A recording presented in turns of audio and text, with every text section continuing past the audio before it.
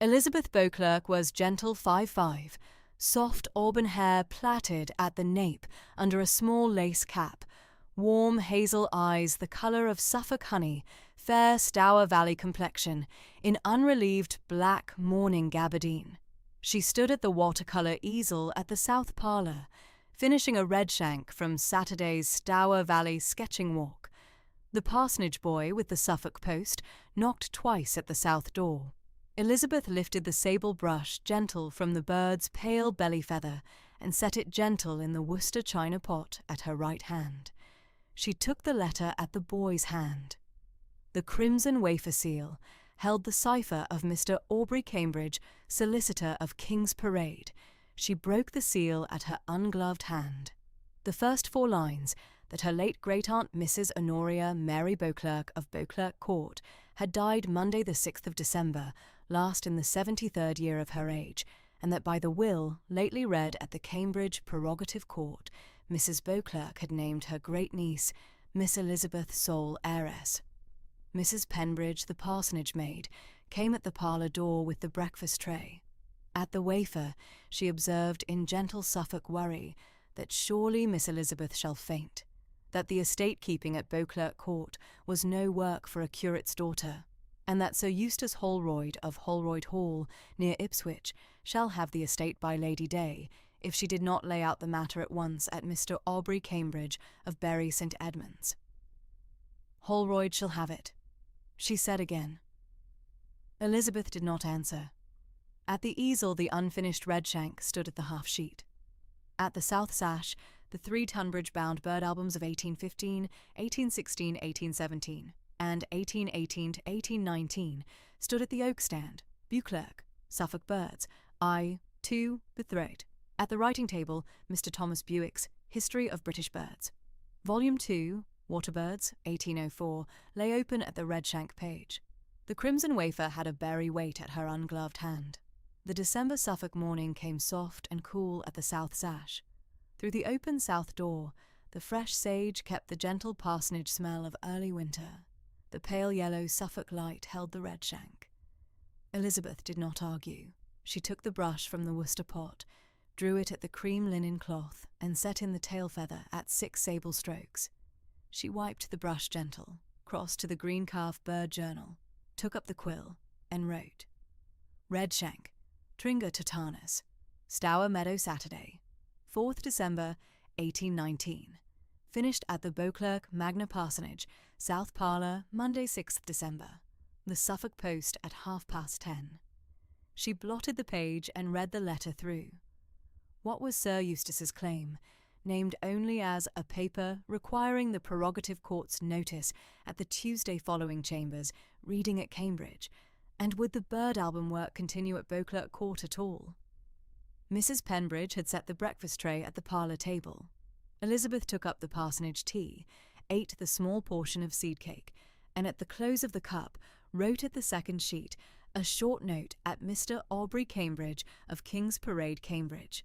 She accepted the appointed day at the chambers, reading at Wednesday the 22nd of December, named the Bury Cambridge stage at the Tuesday previous, and asked that the chamber should be at her father's company at the appointed hour.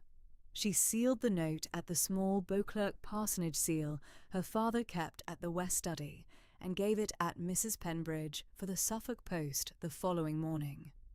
The pale yellow Suffolk light at the south sash held the parsonage south parlour at the close of the morning, and Mrs. Penbridge at the hall door said in her gentle Suffolk worry one further time that Holroyd shall have it by Lady Day, and went out at the hall to the parsonage kitchen. Wednesday, the 22nd of December, 1819. The Cambridge morning came down King's Parade in plain December light, and the chapel of King's College stood at the north under a soft, pewter sky.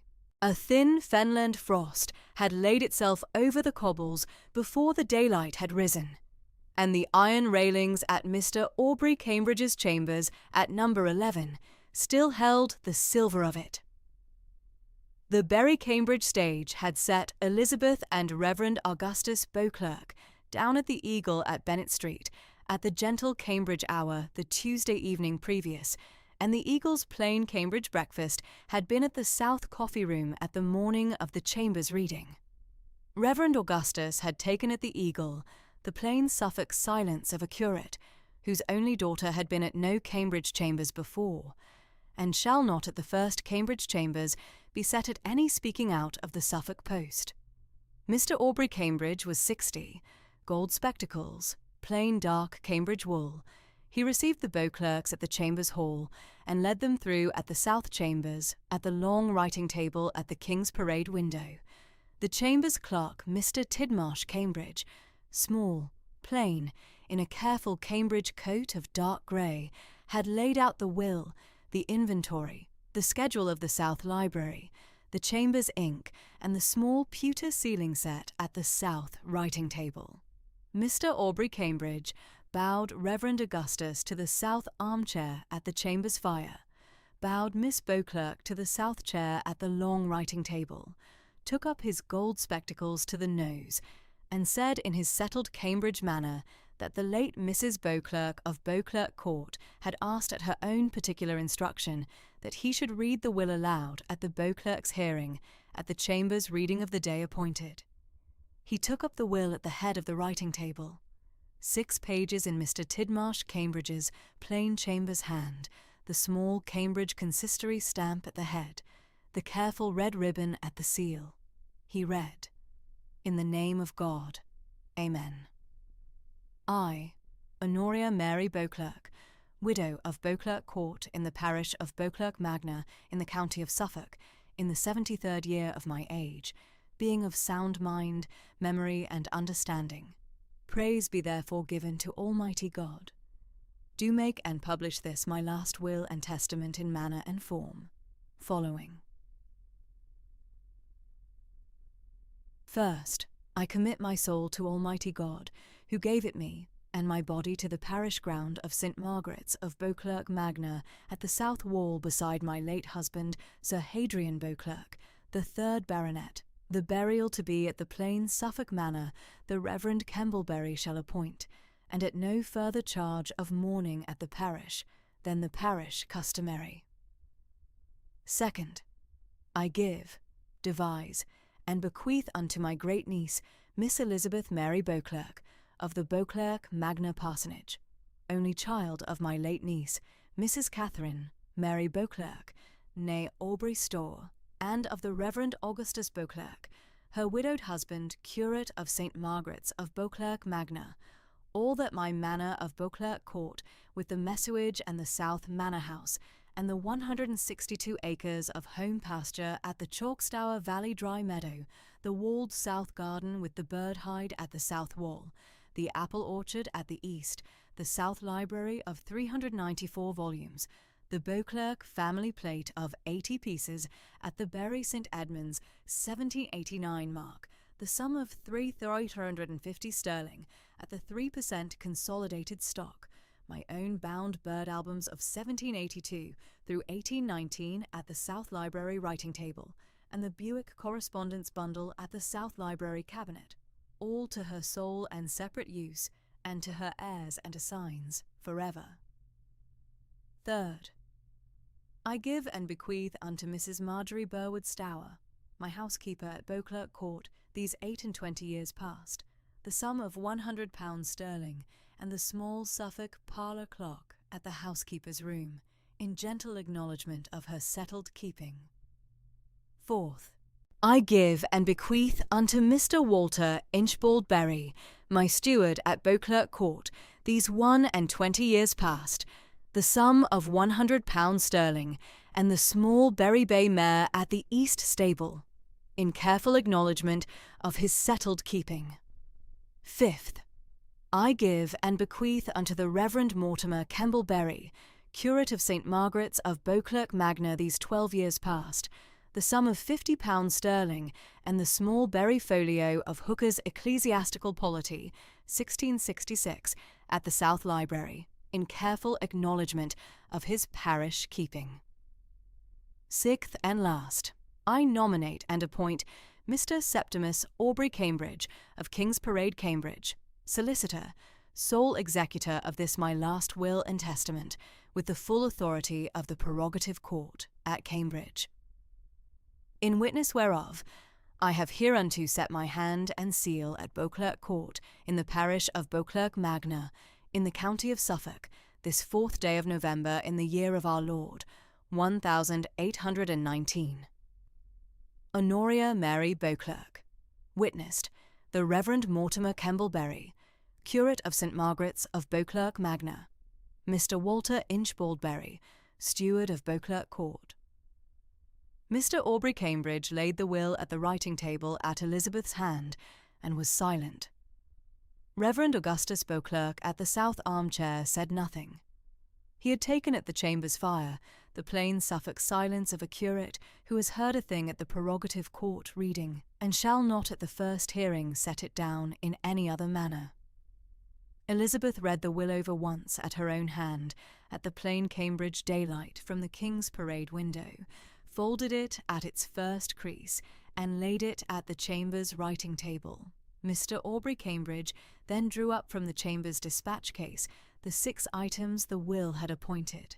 The first was the copy of the will itself at Mr. Tidmarsh Cambridge's plain chamber's hand, 6 pages, the schedule of the 162 acres of Chalkstower Dry Meadow, and the walled south garden and the apple orchard, and the south library of 394 volumes, and the family plate of 80 pieces at the Bury St. Edmund's 1789 mark, the 3,350 in the 3%, the 4 servants and the parish curate and the executor. Mr. Aubrey Cambridge laid it at the chamber's writing table at her hand. The second was a brass ring of 5 keys at a plain length of black ribbon.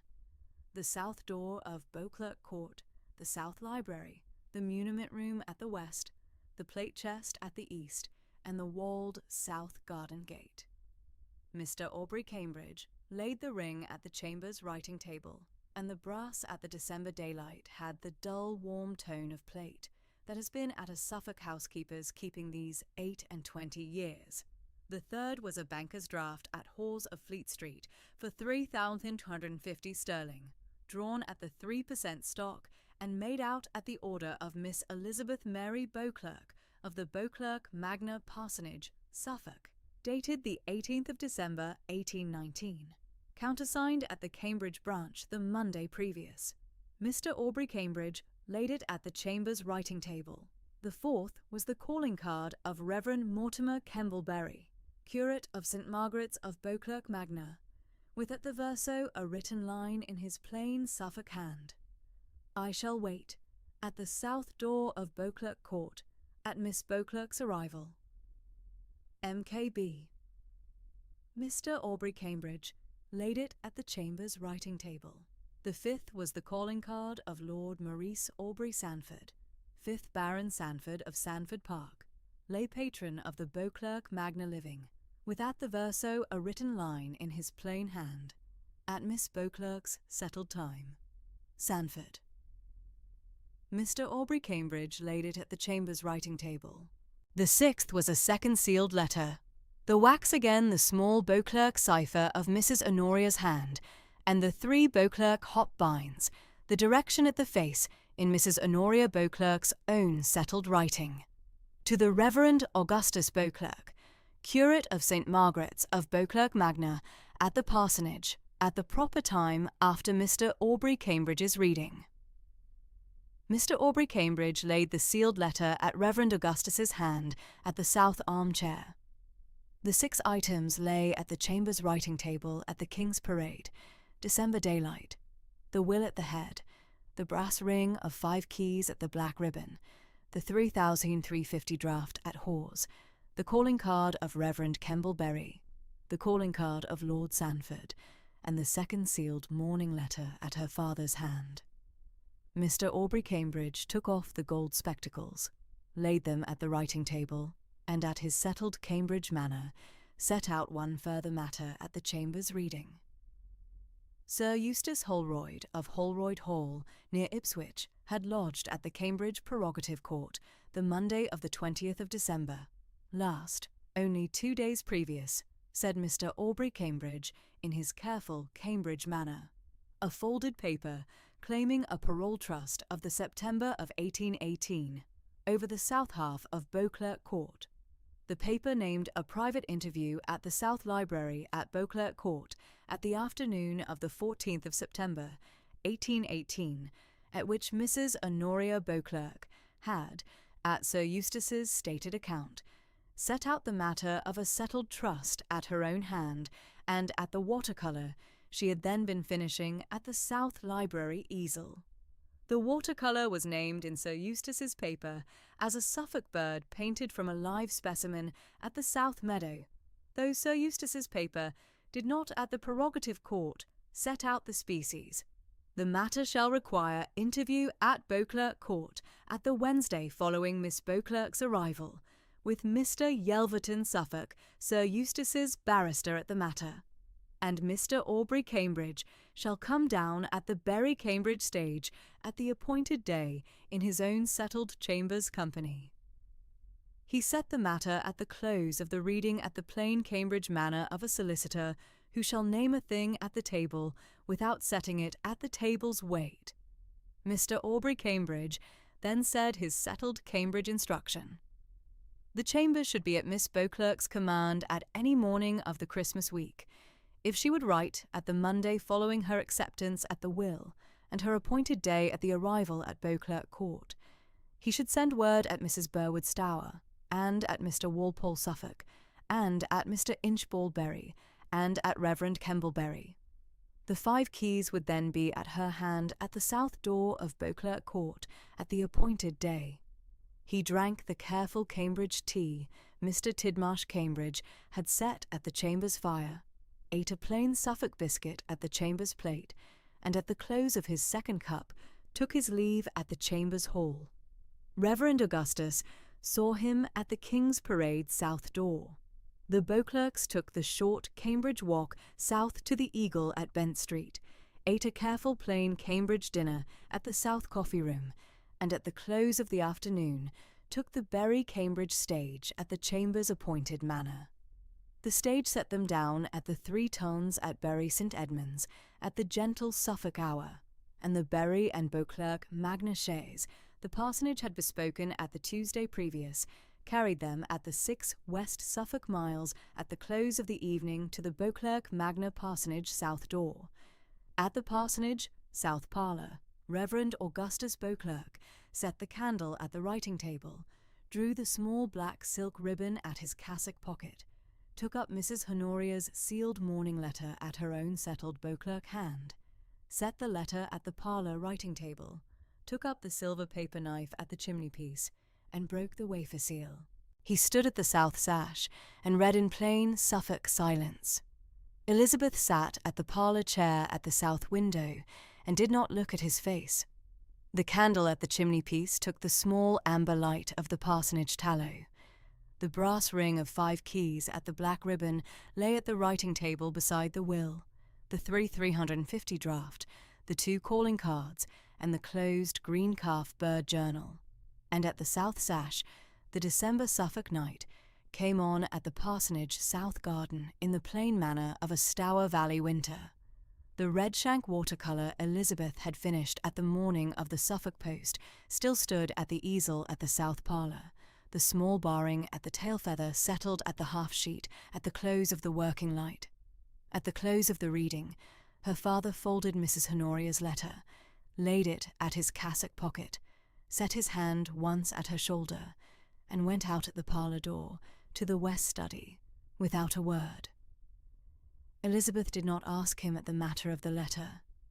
She sat at the south window a long while at the chimney-piece candle and the green calf bird journal at the writing table, and at the close of the evening she rose, took the parsonage candle at her hand, and went up the parsonage stair at the south door of her own chamber in the plain Beauclerk Magna manner of a curate's daughter at the close of a long December day.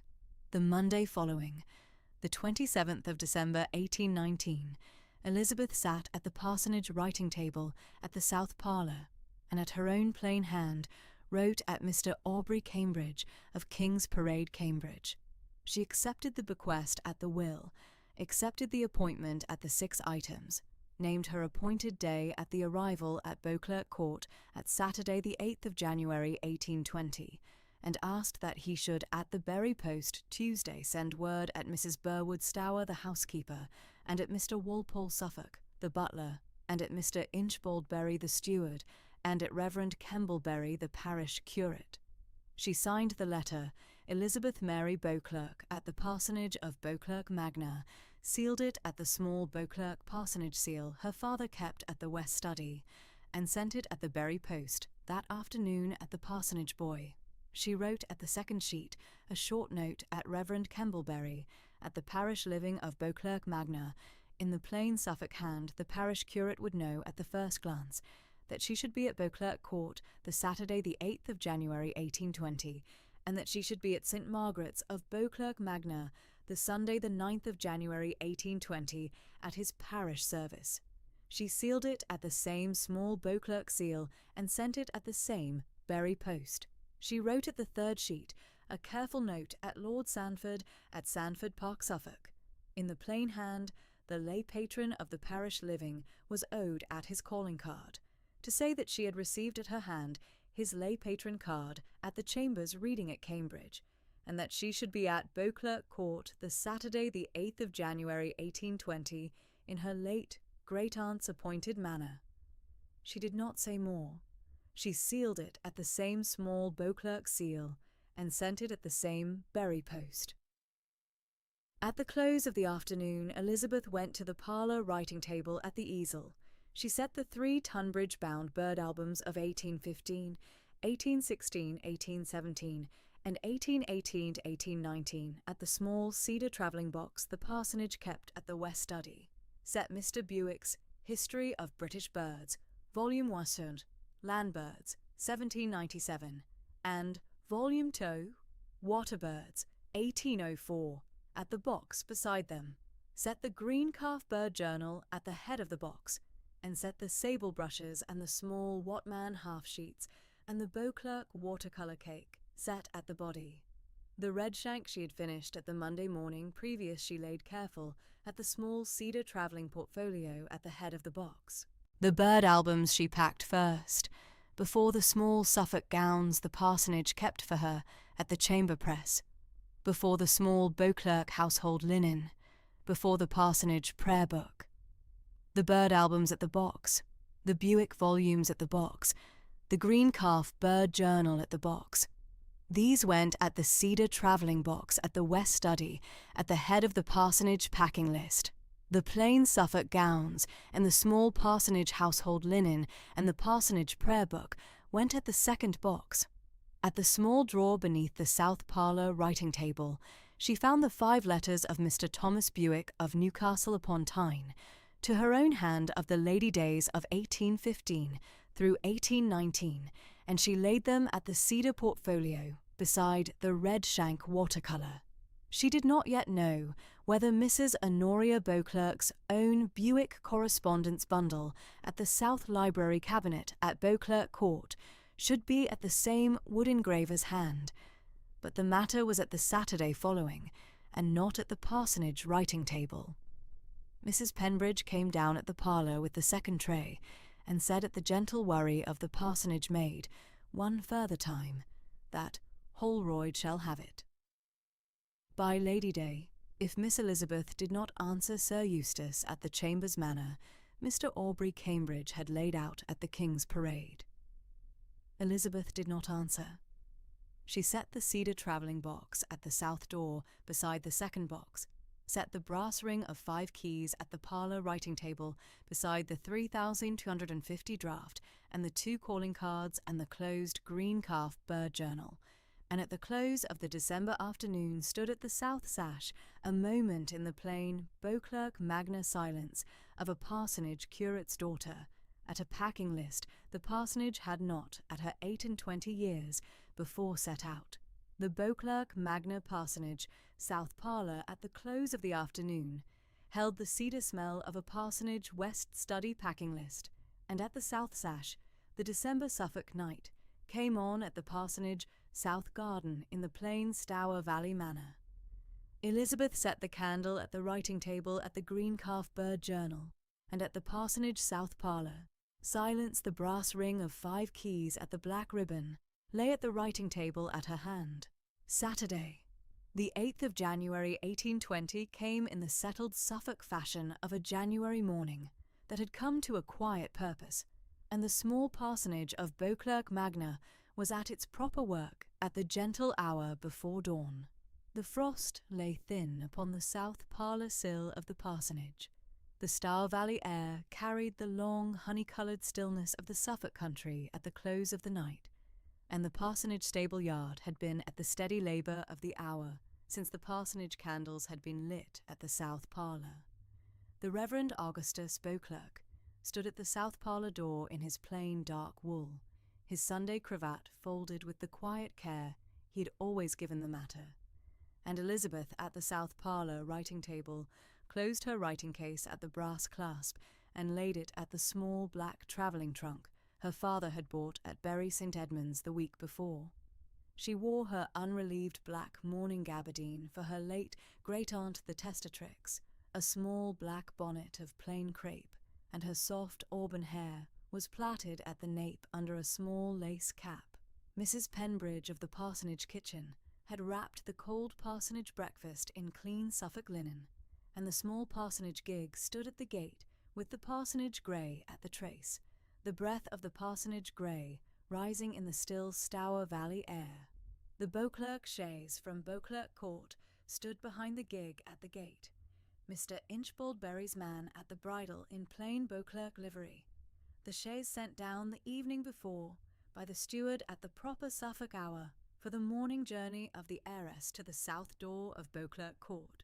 The Reverend Augustus gave his daughter his blessing at the south parlour door in the quiet Suffolk manner he had kept all the 28 years of her life, laid his hand briefly upon her sleeve, and walked with her to the gate. Elizabeth gave her father her hand at the chaise step, took her seat upon the dark wool cushion within the Beauclerk chaise, drew the small Beauclerk travelling rug across her knees, and the chaise drew out of the parsonage gate in the steady Suffolk fashion of a Saturday morning of the country. The road from Beauclerk Magna to Beauclerk Court ran 6 Suffolk miles east by way of the market square of Bury St. Edmunds, where the Beauclerk chaise drew up at the inn-yard of the 3 Tuns at Bury St. Edmunds at the proper Suffolk hour for the change of horses. The 3 Tuns standing at the corner of the Bury Market Square in the long honey-coloured Suffolk stone of the country. The landlord of the 3 Tuns brought up at the small south parlour of the inn a plate of cold Suffolk ham, a small pot of Bury tea, and a plain loaf of the Suffolk bread, and Elizabeth took the small refreshment in the quiet manner of a Suffolk journey settled before it had begun. The change of horses was made within the half-hour at the inn-yard. The 2 fresh Beauclerk bays brought out of the inn-stable in plain Beauclerk livery, and the chaise drew out of the 3 Tuns in the steady Suffolk manner the journey had set itself from the parsonage gate.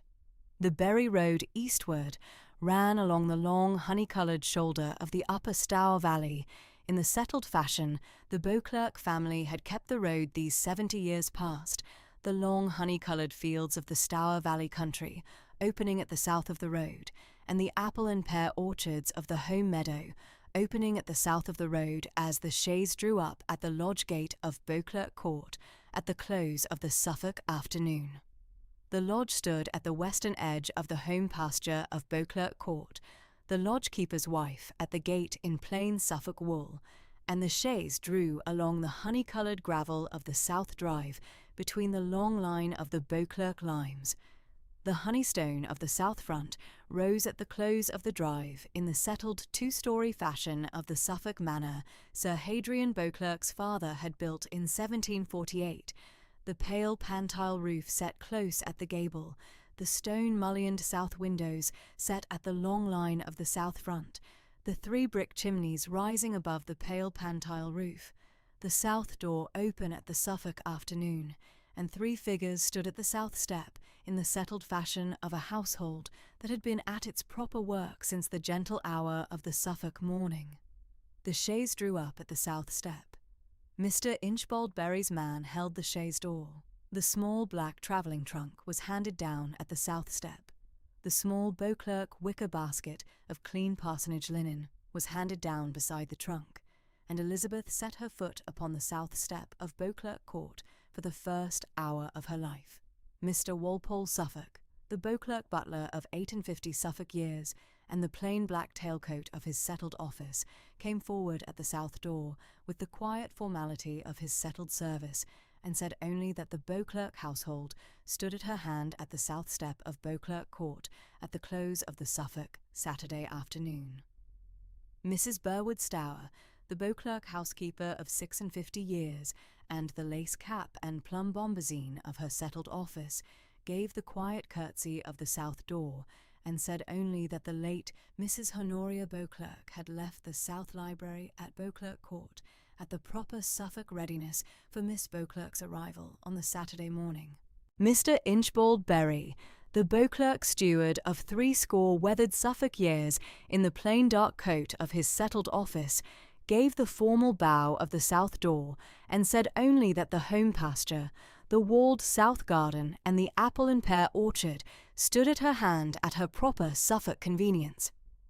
Mr. Walpole Suffolk handed her in at the south door of Beauclerk Court. The honey-coloured Suffolk stone of the south hall received the close of the afternoon at the long line of its 3 south windows, the Beauclerk family arms set above the south hall fireplace in the plain berry plaster of 1748, and the small line of the Beauclerk family portraits hanging in the long, honey-coloured fashion the south hall had kept these 72 years past. Mrs. Burwood Stour handed her at the south staircase to the long upper gallery of the south wing, and from the south gallery turning to the south library at the southeast corner of the upper floor, where the late Mrs. Honoria Beauclerk had kept her settled writing these 28 years past.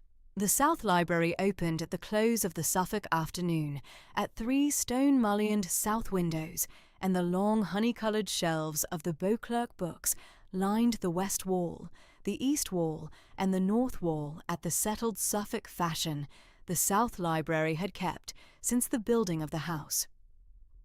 The settled inventory of Beauclerk Court stood at Mr. Aubrey Cambridge's plain Cambridge figure. 162 acres of the home pasture, the walled south garden of half an acre with the bird hide at the south wall, the dry meadow of the Chalk Stour Valley at the east of the home pasture, and the apple and pear orchard of the south meadow. 394 volumes at the long shelves of the South Library. 80 pieces of the Beauclerk family plate at the Bury St. Edmund's Maker's Mark of 1789, and £3,350 in the 3 per cents at the settled Bury fashion of the Beauclerk estate. Mr. Inchbald Berry had set out the tenant rolls, Mrs. Burwood Stour the house books, and Mr. Walpole Suffolk the plate book at the South Library writing table, and Mr. Aubrey Cambridge of King's Parade, Cambridge, had set out his Cambridge copy of the late Mrs. Honoria's will at the South Library writing table at the close of the December before. The plate book set out the 80 pieces at the Bury St. Edmund's Maker's Mark of 1789, the Beauclerk tea service, the Beauclerk salvers, the Beauclerk candlesticks, and the Beauclerk ladles. And the tenant rolls set out the home pasture and the dry meadow at the long honey-coloured Suffolk tenancies the Beauclerk family had kept these 70 years past. The south windows of the South Library opened upon the long Suffolk prospect of the Stour Valley country to the south, the long honey-coloured shoulder of the Chalk Stour Valley rising soft at the southern horizon of the prospect above the home pasture, the Stour itself running at the south meadow below the walled south garden at the long Suffolk fashion the river had kept these many years, the apple and pear orchard opening at the east of the home pasture, below the rising shoulder of the Chalk Stour Valley, and the long honey-coloured ribbon of the Suffolk afternoon, opening at the south of the South Meadow at the close of the Suffolk Saturday. The walled south garden of half an acre lay below the 3 south windows of the South Library at the long Suffolk fashion of the country. The bird hide at the south wall, standing in the long settled fashion, the late Mrs. Honoria had kept it at the close of her 73rd year. The long honey-coloured hedgerow of the Stour Valley country, running along the eastern boundary of the home pasture, and the dry meadow of the chalk Stour Valley, opening at the long honey-coloured fashion the Beauclerk family had kept the south meadow these 72 years past. Elizabeth stood at the South Library writing table, where the late Mrs. Honoria Beauclerk had kept her settled, writing these 28 years past, and laid her hand upon the bound bird albums of the late Mrs. Honoria of 1782 to 1819, and the Buick correspondence bundle of 7 years at Newcastle upon Tyne, which her late great-aunt had set at the South Library writing table, at the proper Suffolk fashion of the November before, for the hand of her niece. Mrs. Burwood Stour came up at the South Library door and brought up the worn green-calf commonplace book of the late Mrs. Honoria Beauclerk at the close of the Suffolk afternoon, and laid it at the South Library writing table at the settled Stour fashion the late Mrs. Honoria had kept it these 28 years. Elizabeth gave Mrs. Burwood Stour the quiet thanks of the South Library door, and Mrs. Burwood Stour went down at the South Library stair to the housekeeper's office of the south wing in the settled Suffolk manner of the Beauclerk household. The bound bird albums of 1782, 1819 lay at the South Library writing table in the long, settled fashion her late great-aunt had kept them. The Buick correspondence bundle of 1812-1819 lay beside the bound bird albums at the careful italic of every Lady Day letter to Newcastle upon Tyne, and the green-calf commonplace book lay at the right hand of the Buick correspondence bundle in the long Suffolk silence the South Library had kept at the close of the November before. Elizabeth laid her own settled writing pen beside the bound bird albums, set her small black travelling case of the parsonage upon the plain Suffolk floor, and sat down at the late Mrs. Honoria's settled chair for the first hour of her settled tenancy at Beauclerk Court. The first Sunday at St. Margaret's of Beauclerk Magna was the second Sunday after Epiphany kept in the quiet Suffolk fashion of the parish church. The Reverend Kemble Berry had kept these 8 years past at the lay patronage of the late Mrs. Honoria Beauclerk of Beauclerk Court, and Elizabeth sat in the Beauclerk family pew at the south side of the nave in her settled black gabardine and small crape bonnet for the plain Suffolk service the Reverend Kemble Berry gave from the plain Suffolk pulpit of the parish church. The Beauclerk household settled at its proper Suffolk work in the long honey-coloured fashion the late Mrs. Honoria had kept these 28 years past. Mr. Walpole Suffolk kept the south door and the south hall at the settled formality of his 58 years Suffolk service. Mrs. Burwood Stour kept the housekeeper's office at the south wing at the settled Stour fashion of her 56 years. Mr. Inchbald Berry walked the home pasture and the dry meadow and the apple and pear orchard at the proper Suffolk hours of the country morning. Miss Damaris Burwood Stour, of 24 years, came up at the South Library, in the quiet Suffolk fashion of a reading companion, and gave Elizabeth the settled order of the Beauclerk house books at the South Library writing table at the long Stour Valley fashion her aunt had taught her these 6 years past. Elizabeth took her settled writing at the South Library writing table at the afternoon hours her late great-aunt had kept these 28 years past, the bound bird albums of 1782 to 1819 at her hand, and the Buick correspondence bundle of 1812, 1819 at her right hand, at the settled Suffolk fashion the late Mrs. Honoria had set them out at the South Library writing table of Beauclerk Court.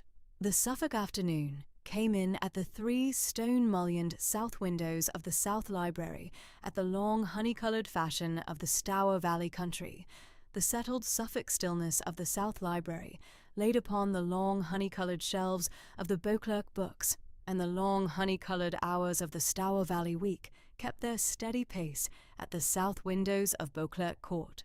She turned the bound bird album of 1782 at the long honey-coloured page of the early Stour Meadow plates her late great-aunt had marked in the careful italic of her own hand, yellowhammer at the churchyard wall, skylark at the south meadow, wheatear at the chalk stour shoulder, woodcock at the apple and pear orchard, and she read the careful italic of the Buick correspondence bundle of 1812, 1819 at the long Suffolk fashion. Her great-aunt had kept the correspondence at the South Library writing table. The Lady Day letter of 14 May 1819, lately come down at her hand from Newcastle upon Tyne, lay at the top of the bundle in the settled Suffolk fashion. Her great-aunt had kept the Lady Day correspondence these 7 years past. Upon the Wednesday following the Saturday of her arrival, Sir Eustace Holroyd of Holroyd Hall, near Ipswich, dropped his calling card at the south door of Beauclerk Court by the hand of his clerk, in plain Ipswich wool. Sir Eustace Holroyd was the 4th Baronet Holroyd of Holroyd Hall, near Ipswich, 54, stout, gout-flushed, of the primrose silk waistcoat and oily smile of his settled Ipswich manner, and his clerk laid the calling card at the south door, with a folded note of plain Ipswich wove paper, sealed at the small Holroyd seal. The folded note announced, in the settled Ipswich formality of Sir Eustace's clerk's hand, the request of Sir Eustace Holroyd for a private interview at the South Library of Beauclerk Court upon the Wednesday following at the proper Suffolk hour of the country morning. Mr. Walpole Suffolk took the calling card and the folded note at the south door, gave the clerk the formal acknowledgment of the south door, and brought up the calling card and the folded note at the South Library in the settled Stour Valley fashion of his 58 years' Beauclerk service. Elizabeth received the calling card and the folded note at the South Library writing table in the settled Suffolk composure her late mother, Mrs. Mary Penley Beauclerk, had taught her at the parsonage. She laid them upon the writing table beside the bound bird albums of 1782, 1819, and the Buick correspondence bundle, and she gave Mr. Walpole Suffolk the quiet thanks of the South Library at the settled fashion of the South Library door. She read the folded note again, in the settled Stour Valley fashion her late great-aunt had taught her at the November letter from Beauclerk. The note set out the request of Sir Eustace in the proper Ipswich formality of his clerk's hand, that Sir Eustace should be permitted the private interview at the South Library upon the Wednesday following, upon a matter of Suffolk concern between the late Mrs. Honoria Beauclerk and Sir Eustace Holroyd, as the same had stood at the close of the autumn of 1818. The note set out no further matter, and was sealed at the small Holroyd seal of plain dark wax. Elizabeth laid the folded note beside the calling card, took her own settled writing pen, and at the quiet close of the Suffolk Wednesday she wrote out a plain letter to Mr. Aubrey Cambridge of King's Parade, Cambridge, enclosing the calling card and the folded note, and setting out in her late great-aunt's settled instruction that the matter of Sir Eustace Holroyd should be laid at Mr. Aubrey Cambridge's hand at the proper Cambridge fashion before the Wednesday following. She sealed the letter at the small Beauclerk seal of plain dark wax, and gave the letter to Mr. Walpole Suffolk at the South Library door at the evening hour for the evening post out of Beauclerk Magna to King's Parade, Cambridge.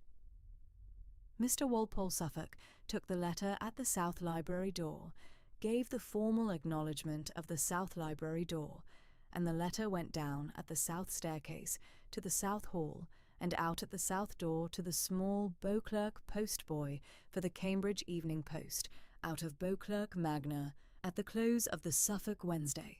The South Library, at the 3 stone-mullioned south windows, kept the settled Suffolk stillness of the close of the Wednesday afternoon.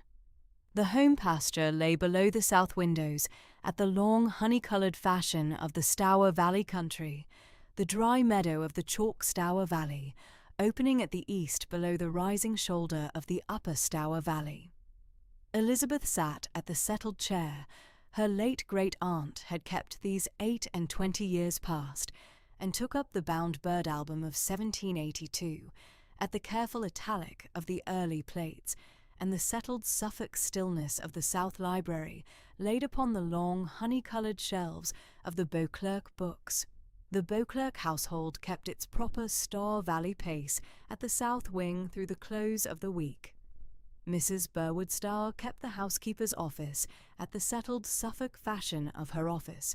Mr. Inchbald Berry walked the home pasture and the dry meadow at the proper hours of the country morning. Mr. Walpole Suffolk kept the south door and the south hall at the settled formality of his office, and Miss Damaris Burwood Stour came up at the South Library with the settled order of the Beauclerk house books. The Reverend Kemble Berry came up at the quiet Suffolk afternoon of the Friday following, and gave Elizabeth the settled greeting of the parish living of St. Margaret's at the South Library door. The settled Suffolk stillness of the South Library kept at the writing table at the close of the week, and the long honey-coloured shelves of the Beauclerk books kept their settled silence at the quiet close of the Stour Valley days. The bound bird albums of 1782-1819 kept the careful italic of the late Mrs. Honoria Beauclerk at the margin of every page these 28 years past. The Buick correspondence bundle of 1812 to 1819 kept its settled silence at the right hand of the bound bird albums at the long Suffolk fashion. Her great-aunt had kept the correspondence. The Wednesday, following the Wednesday of Sir Eustace Holroyd's calling card, stood at the settled Suffolk hour of the country morning ahead. Wednesday, the 19th of January 1820, came down at the chalk Stour Valley with a thin, pale north wind at the Beauclerk South Meadow, and a sky the colour of old pewter at the South Library window. Elizabeth Beauclerk was at the South Library writing table at the South Sash since the breakfast hour, her unrelieved black mourning gabardine plain at the wrist, a small lace cap pinned at the auburn plait at the nape, the green calf bird journal open at her right hand, and Mrs. Honoria's bound correspondence bundle with Thomas Buick of Newcastle upon Tyne, 1812 to 1819, laid out in 7 quarter-day tied bundles at the table before her. The matter of Sir Eustace Holroyd's calling card dropped at the south porch on the Wednesday last had been kept in the gentle Suffolk fashion below stairs all the 7 days following, and the household was at the appointment hour by the table, without being asked. Mr. Walpole Suffolk, the butler, was at the South Library door at his standing place.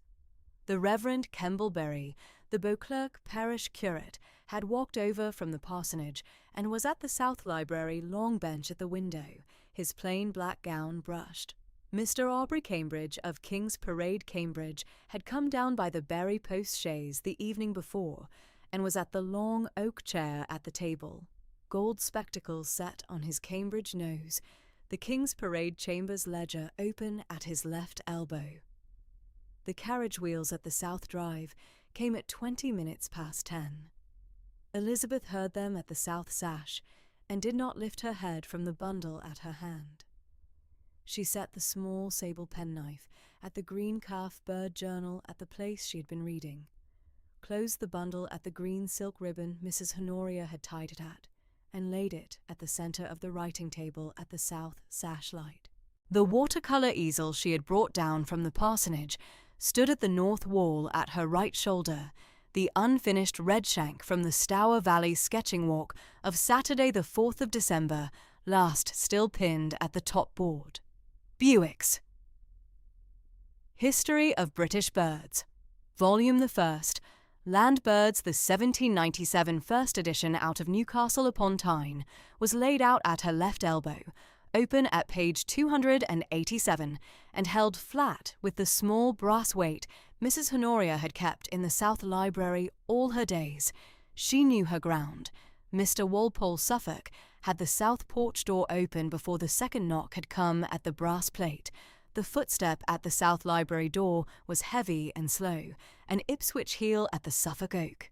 Mr. Walpole Suffolk announced in the level Suffolk fashion, Sir Eustace Holroyd of Holroyd Hall near Ipswich, and Mr. Yelverton Suffolk of the Bury Bar. Sir Eustace Holroyd, 54, stout 5'10", gout-flushed, primrose silk waistcoat, oily smile, came in at the carriage step. Mr. Yelverton Suffolk, thin grey, charcoal wool, the long buff brief roll under the left arm, came in at the second step. Elizabeth rose, set her plain cream linen cloth at the Bird Journal, and gave the small civil curtsy her late mother had taught her at the parsonage. Mr. Aubrey Cambridge rose. The Reverend Kemble Berry rose. Mr. Walpole Suffolk set out 2 Suffolk oak chairs at the table opposite Mr. Aubrey Cambridge and Elizabeth, and withdrew at the door without sound. Sir Eustace bowed at the table in the fashion of a man who has set out to bow at a smaller party than the one in the room. The oily smile did not move at the mouth. He gave Elizabeth the Ipswich nod he kept for tenants' daughters at quarter-day.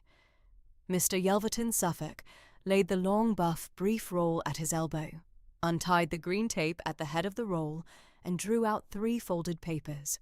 Mr. Aubrey Cambridge waited until Sir Eustace and Mr. Yelverton Suffolk were both seated. Sir Eustace? Mr. Yelverton. The matter at this interview is the paper lodged by your party at the Cambridge Prerogative Court on the Monday the 20th of December last, claiming a parole trust of September 1818 over the south half of the Beauclerk Court estate against the will of the late Mrs. Honoria Beauclerk, dated the 4th of November, 1819. Mr. Yelverton, you may set out the claim. Mr. Yelverton Suffolk lifted the first folded paper at the table, opened it at the south sash light, set his Bury barrister's spectacles at the nose, and read out in the thin Suffolk voice of a man who has set out the same paper at the Bury Assize 3 times in the year past.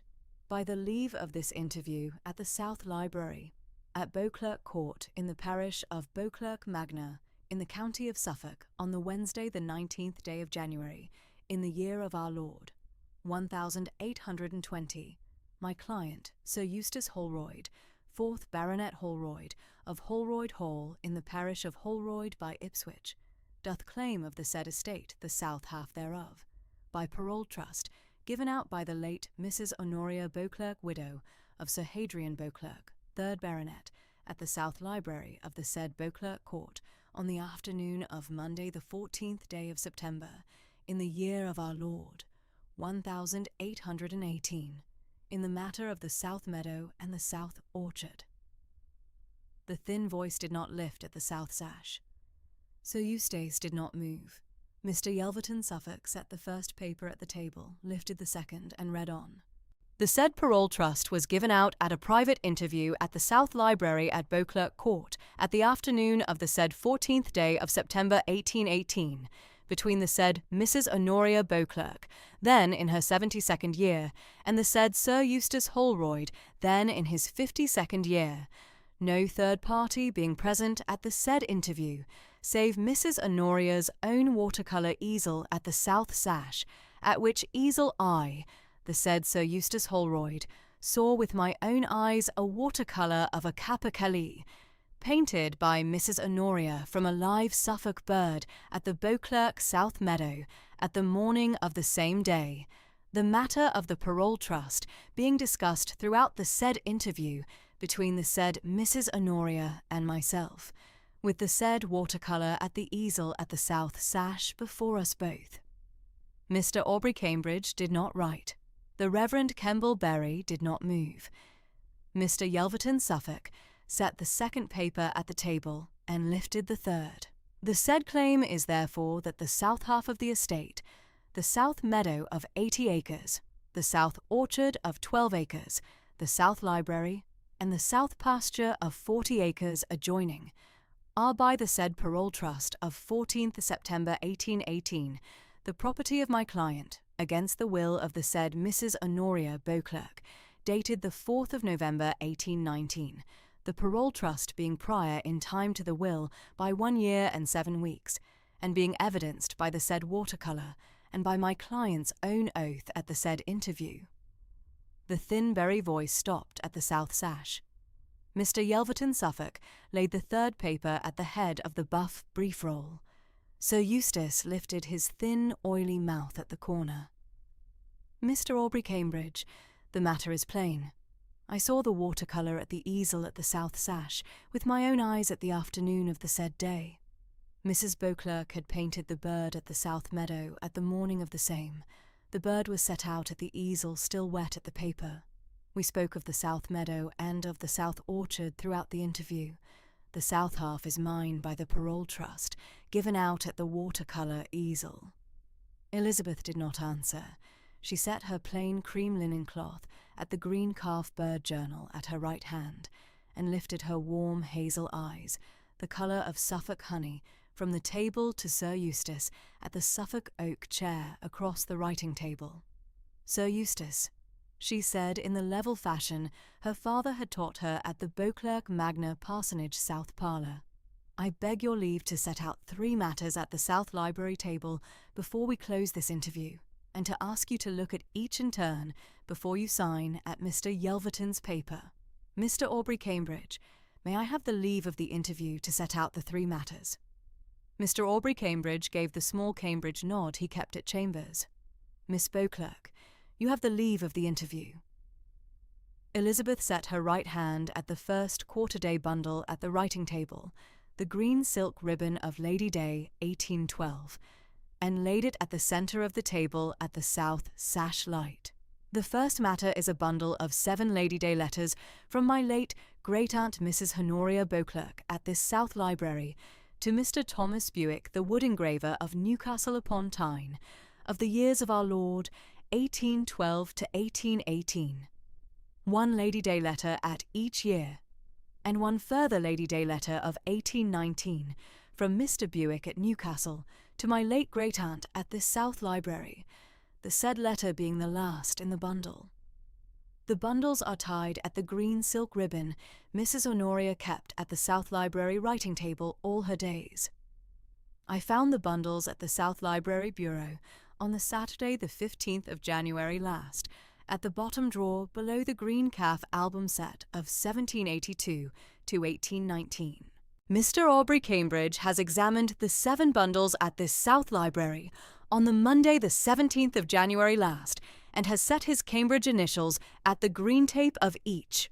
Mr. Aubrey Cambridge set out his Cambridge initials, ABC, at the table for the room to see, and gave the small Cambridge nod again at the south sash.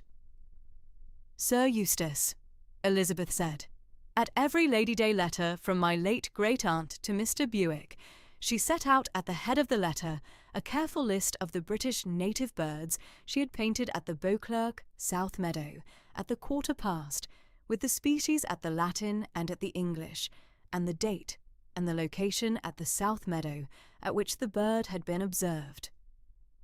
The list at Lady Day 1818, written at this South Library on the 25th of March 1818, sets out by the quarter year ending Lady Day 1818 the following species: the skylark, Alauda arvensis, at the South Meadow, Monday 6th January 1818, the yellowhammer, Emberiza citronella, at the South Orchard, Tuesday 14th January 1818, the wheat ear, Saxicola ornanthi, at the South Pasture, Saturday 7th February 1818, the snipe, Gallinago at the Stour Bend, Thursday 5th March 1818, the lapwing, Vanellus at the South Meadow, Tuesday 17th March 1818. 5 species at the quarter past, no further species at the quarter. She set her right hand at the second quarter-day bundle, Lady Day 1819, and laid it beside the first. The list at Lady Day 1819, written at this South Library on the 25th of March 1819, sets out by the quarter ending the Christmas of 1818 the following species, that is to say, the quarter immediately following the said September 1818, at which Sir Eustace claims to have seen the watercolour of a capercaillie at this South Library easel. The list reads: the partridge, Perdix at the South Meadow, Wednesday 16th September 1818, the woodcock, Scolopax rusticola, at the South Orchard, Friday 25th September 1818, the marsh harrier, Circus eruginosus, at the Stour Bend, Tuesday 6th October 1818, the redshank Tringa at the South Meadow, Saturday 24th October 1818, the snipe at the Stour Bend, Monday 16th November 1818, The Lapwing at the South Pasture, Thursday the 3rd of December 1818. 6 species at the quarter following September 1818. No capercaillie, no wood grouse. At no list at any of the 7 Lady Day letters of the years 1812 to 1819. The species Tetrao urogallis. At neither the Latin nor the English. At no quarter-day list, at no Lady Day letter at the bundles at the table before us. All of them in my late great-aunt's own hand. Sir Eustace at the Suffolk oak chair lifted his oily smile at the corner of the mouth and gave the South Library a small Ipswich shrug at the broad, gout-flushed shoulder. Mrs. Beauclerk did not set out every bird at her Lady Day letters, Miss Beauclerk, he said in the loud Ipswich voice. A capercaillie at the South Meadow at September is a private matter, and she would not have set it out at a letter to a Newcastle engraver as a matter of public talk. She set it out at the easel at the South Sash, and at the interview at the South Library between her and me. The Lady Day letter at March 1819 says nothing to the matter. Elizabeth did not answer at the shrug. She set her right hand at Bewick's History of British Birds, volume the first, at her left elbow, lifted the small brass weight from page 287, and turned the open book at the writing table at the South Sash light, so that the page was set out at Sir Eustace and at Mr. Yelverton's Suffolk across the table. The second matter is Mr. Thomas Bewick's History of British Birds, volume the first, the Land Birds, the 1797 first edition out of Newcastle upon Tyne, the same edition my late great-aunt kept at this South Library all the days of her widowhood. The page is page 287, the capercaillie page. The species is Tetrao urogallis, the wood grouse or capercaillie. Mr. Aubrey Cambridge has examined the volume at this South Library on the Monday the 17th of January last, and has set his Cambridge initials at the page 287 margin. Mr. Aubrey Cambridge lifted his gold spectacles a half-inch at the nose, looked across the table at the open book, and gave the small Cambridge nod for the room to see. Sir Eustace, Mr. Yelverton. The said page 287 reads as follows, in Mr. Bewick's own setting, and at the small Newcastle wood engraving of the bird at the head of the page. She set her plain right forefinger at the page at the printed line beneath the engraving, and read at the South Sash light. The capercaillie, or wood grouse. Tetrao urogallis, Linn. Hath been extinct from these islands these 12 and 20 years past, having last been observed in Scotland at Glenmoriston in the autumn of 1785. In England, the species was last observed at the Forest of Dean in the autumn of 1762, and at no English county since. The South Library was quiet at the South Sash. Sir Eustace, Elizabeth said in the level fashion she had kept all the morning at the writing table. The 1797 first edition of Mr. Bewick's volume the first sets out the matter at page 287 in the plain manner of the wood engraver of Newcastle. The capercaillie was last observed in England at the Forest of Dean at the autumn of 1762.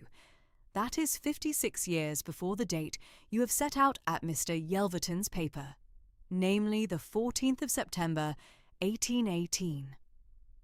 The capercaillie was last observed in Scotland at Glenmoriston at the autumn of 1785.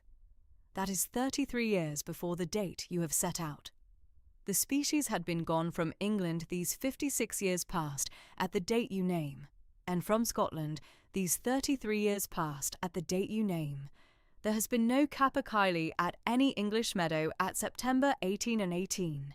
There has been no capercaillie at any English meadow at any month of any year since the autumn of 1762. The species cannot have been at the Beauclerk South Meadow at the morning of the 14th of September, 1818, because the species had been extinct from England these 56 years past. Sir Eustace lifted the Ipswich smile at the corner of the small mouth again. The smile was not quite so oily at the corner. Mr. Bewick is a wood engraver at Newcastle upon Tyne, and not at Suffolk, Miss Beauclerk. He may be mistaken at the matter of an English meadow at the Upper Stour Valley.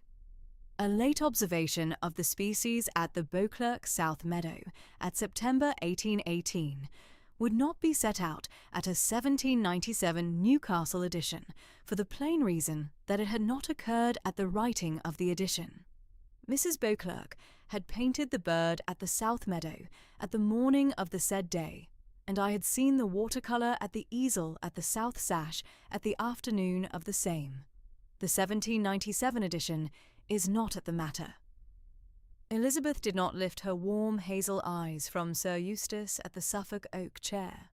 The third matter, Sir Eustace, is my late great-aunt Mrs. Honoria Beauclerk's own letter at Mr. Bewick at Newcastle upon Tyne of the 14th day of May in the year of our Lord 1819, that is to say, the 8th month after the date you have set out at Mr. Yelverton's paper, and the 7th month before her death at this South Library on the Monday the 6th of December last. The letter has lately come down at my own hand from the parsonage south parlour, having been given me by the Reverend Augustus Beauclerk, my father, on the Saturday morning of the 8th of January last, at the parsonage door at my departure for Beauclerk Court, for the plain reason that my late great-aunt had sent the said letter at my father at the Beauclerk Magna Parsonage at the Whitsun of 1819, in the same parcel as a private letter of 14 May 1819, to my mother's memory, in the matter of the yellow hammer at the Beauclerk Magna churchyard wall, at the wedding morning of my parents, at the 14th of May, 1791. She lifted the third bundle, a small fold of pale cream paper tied at a thin black mourning ribbon, from the green calf bird journal at her right hand, untied the black mourning ribbon at the south sash, opened the fold at the table, and set the letter at the writing table at the south sash light. Mr. Aubrey Cambridge looked across the table at the open letter and gave the Cambridge nod. My late great-aunt writes at Mr. Bewick at Newcastle, in her own hand at this South Library, at the 14th of May 1819.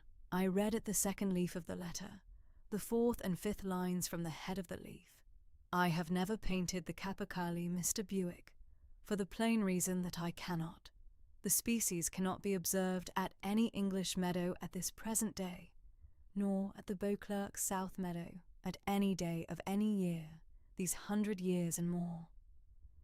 I have read your account of the capercaillie at volume the first, at page 287 all the years of my widowhood, and I have set out at every Lady Day letter the species I have painted at the South Meadow, at the quarter past, and the capercaillie has not been at any of them, nor shall it be, until such time as the species is restored at these islands. I do not look for the restoration in my own years. The South Library was very quiet. The Reverend Kembleberry at the long bench was not moving. Mr. Yelverton Suffolk was looking at Sir Eustace at his left elbow, with the level Berry Bar look of a man who has heard the last paper of the morning read out by an auburn-plaited curate's daughter, and has known at the second sentence that the brief at the buff-roll is finished at the Berry Assize. Sir Eustace did not lift the oily smile at the corner of the mouth. The mouth was set at the Ipswich line. The gout-flushed colour at the heavy jowl had paled beneath the bone at the eye. The primrose silk waistcoat had set out a small sheen of sweat at the silk. Elizabeth lifted her warm hazel eyes from the open letter to Sir Eustace. Sir Eustace, the capercaillie has been extinct from England since 1762 and from Scotland since 1785. The bird cannot have been observed at the Beauclerk South Meadow at September 1818, because the species had been gone from these islands these 33 years past. The watercolour you have named cannot have existed at the easel you set it out. Sir Eustace did not move. The parole trust you claim rests at the watercolour at the easel. The watercolour rests at the live capercaillie at the South Meadow at the morning of the said day. The live capercaillie rests at the existence of the species in England at the said day. The species had been extinct from England these 56 years past. The parole trust cannot stand at the foot. There is no watercolour. There is no bird. There is no parole trust. The Ipswich shoulders at the primrose silk waistcoat went down a half-inch at the chair, and then an inch, and then 3 inches, until Sir Eustace was set forward at the table at his folded forearms, the oily smile gone from the mouth, the gout-flushed colour at the heavy jowl gone pale. He did not speak. Mr. Yelverton Suffolk lifted the long buff brief roll, tied the green tape at the head in the berry fashion, rose, and bowed at Mr. Aubrey Cambridge across the table. Mr. Aubrey Cambridge, the claim of my client, Sir Eustace Holroyd, is withdrawn at this interview. The folded paper at the Cambridge Prerogative Court of the Monday the 20th of December last is withdrawn. The brief at the buff roll is finished at the Bury Bar. I beg the leave of the interview to withdraw. Mr. Aubrey Cambridge rose and gave the Cambridge bow. Mr. Yelverton, the withdrawal is at the record at the Cambridge Prerogative Court at the Monday following at my own hand. The interview is closed. Mr. Yelverton Suffolk took up the buff brief roll, set his spectacles at the fold pocket at the dark wool coat, did not look down at Sir Eustace, and walked across the south library to the door. Mr. Walpole Suffolk opened the door at his standing place. Mr. Yelverton Suffolk passed without looking back, and the south porch door at the south hall closed at his footstep behind him. Sir Eustace at the Suffolk oak chair did not lift the gout-flushed head. The thick forearms held the weight of the broad shoulders at the primrose silk waistcoat. The oily smile had not come back. The heavy jowl was pale at the south sash. Mr. Aubrey Cambridge set the Cambridge initials at the King's Parade Chambers ledger at the closed interview line. Sir Eustace, the interview is closed at the matter of the said claim. Mr. Yelverton has withdrawn at the brief. Miss Beauclerk has set out the 3 matters. The Lady Day correspondence of your late kinswoman with the wood engraver at Newcastle sets out at every quarter day the species she had painted at the South Meadow, and the capercaillie is at no quarter day list at any of the 7 Lady Day letters. Mr. Bewick's History of British Birds. Volume the first at page 287 sets out the extinction of the species at England at the autumn of 1762 and at Scotland at the autumn of 1785. Your late kinswoman's own letter of the 14th of May, 1819, sets out at her own hand that she had never painted the species. The watercolour cannot have existed at the easel for the plain reason that the species cannot have been at the South Meadow at the morning of the said day. The parole trust cannot stand. The interview is closed. He set the closed ledger at the writing table. He looked across at Elizabeth, gave the small Cambridge nod, and said the line for the South Library to keep. Miss Beauclerk, the matter is settled. The bird has settled it. Elizabeth Beauclerk closed the open History of British Birds Volume the First at page 287, laid the small brass weight at the cover, set the bundle of 7 Lady Day letters and the open letter of the 14th of May, 1819, at the green silk ribbon at the centre of the table, and gave the small civil curtsy at Mr. Aubrey Cambridge. Mr. Aubrey Cambridge, I thank you for the interview. The 3 matters are at the writing table for your Cambridge initial at the closing of the interview. Mr. Aubrey Cambridge set the Cambridge initials ABC at the closed cover of the volume, at the open letter, and at the green silk ribbon of the bundle. He closed the King's Parade Chambers ledger, gave the Cambridge nod at the south sash, and walked across the South Library to the door, where Mr. Walpole Suffolk held the door open. He did not look back at Sir Eustace. The Reverend Kembleberry rose at the plain black gown, brushed clean, gave Elizabeth the small Beauclerk Magna Parish nod he had kept for her since her arrival at the court, and walked to the door at Mr. Aubrey Cambridge's elbow. The South Library door closed in the Suffolk fashion behind them. Sir Eustace Holroyd lifted the gout-flushed head an inch from the folded forearms, did not look at Elizabeth, did not look at the closed volume, did not look at the green silk ribbon of the bundle, and rose at the Ipswich heel. The primrose silk waistcoat had set out a thin sheen of sweat at the silk. The thin mouth was set at the Ipswich line. He bowed at the South Library, in the fashion of a man who has lost the small good business he set out for at the South Porch. "Miss Beauclerk." He walked to the South Library door, where Mr. Walpole Suffolk held it open. He did not look at the bundle at the centre of the writing table. He passed without word, and the South Porch door at the South Hall closed at his footstep behind him. Elizabeth Beauclerk heard the carriage wheels at the South Drive turn at the gravel and pass at the South Gate Piers and out at the Beauclerk Magna Lane. She did not lift the small lace cap at the auburn plait at the nape. She set her plain right hand at the green silk ribbon of the bundle at the centre of the writing table.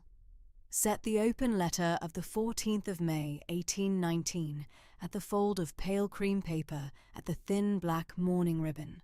Set the closed volume at the small brass weight at her left elbow, and laid the green calf bird journal at her right hand at the south sash. The thin pale north wind at the chalk Stour valley at the south meadow had dropped at the south chimney.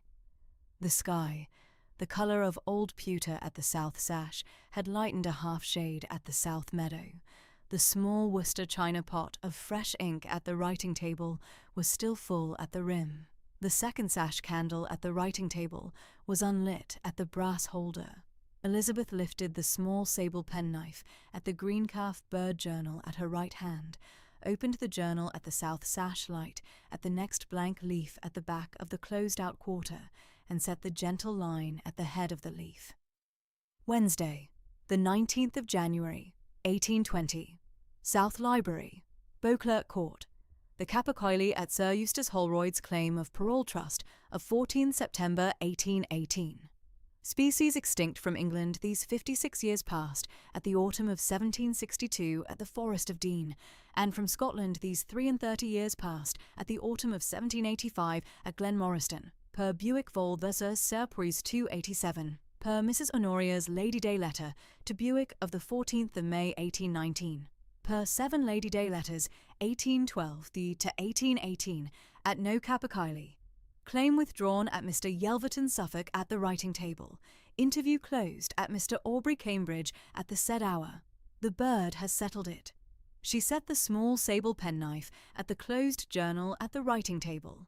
She rose at the south sash, walked at the South Library at the south sash to the watercolour easel at the north wall, lifted the unfinished redshank from the Stour Valley sketching walk of Saturday the 4th of December, last from the top board at the easel, set the redshank at the South Library long bench at the window where the Reverend Kembleberry had been sat, and laid the small sable brush at the small Worcester china pot of brush water at the easel shelf. The South Library was quiet at the south sash. Mrs. Burwood Stour, the Beauclerk housekeeper, came at the South Library door at the Suffolk step, set the small Suffolk china tray with the brown Suffolk tea and a plate of the parlour cut bread and Suffolk butter at the writing table at Elizabeth's right elbow, lifted the small curtsy at the south sash she kept for the heiress of Beauclerk Court at the close of a hard morning, and went out at the South Library door at the Suffolk fashion behind her.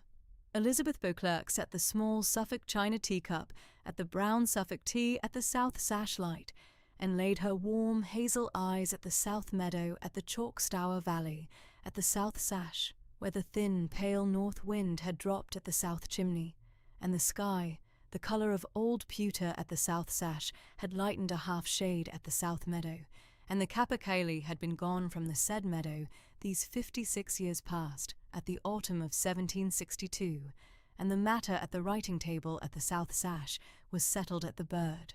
The late January at Beauclerk settled into a careful rhythm that took Elizabeth between the South Library at the Court and the parsonage at Beauclerk Magna, a short mile west of the home pasture. She kept Mondays at the parsonage with her widowed father, the Reverend Augustus Beauclerk, who held the curacy of St. Margaret's of Beauclerk Magna, as he had these 22 years past. She kept Tuesdays for the Beauclerk parish poor, with Mrs. Burwood Stour at the housekeeper's keys. She kept Wednesdays for the home pasture accounts, with Mr. Inchbald Berry at the steward's strong cupboard. She kept Thursdays for the South Library writing table at her late great-aunt's own green calf bird journal of 37 years that Mrs. Honoria Beauclerk had kept at the South Library writing table since her marriage of 1782. She kept Fridays for the South Library at her own green calf bird journal of 1815 to 1819 of the Stour Valley dry meadow seasons she had kept at the parsonage south parlour these 5 years past. She kept Saturdays for the parish school bird class at the South Library, with the 6 village girls Reverend Kembleberry had laid at her hand at the rectory tea of the second Sunday of January.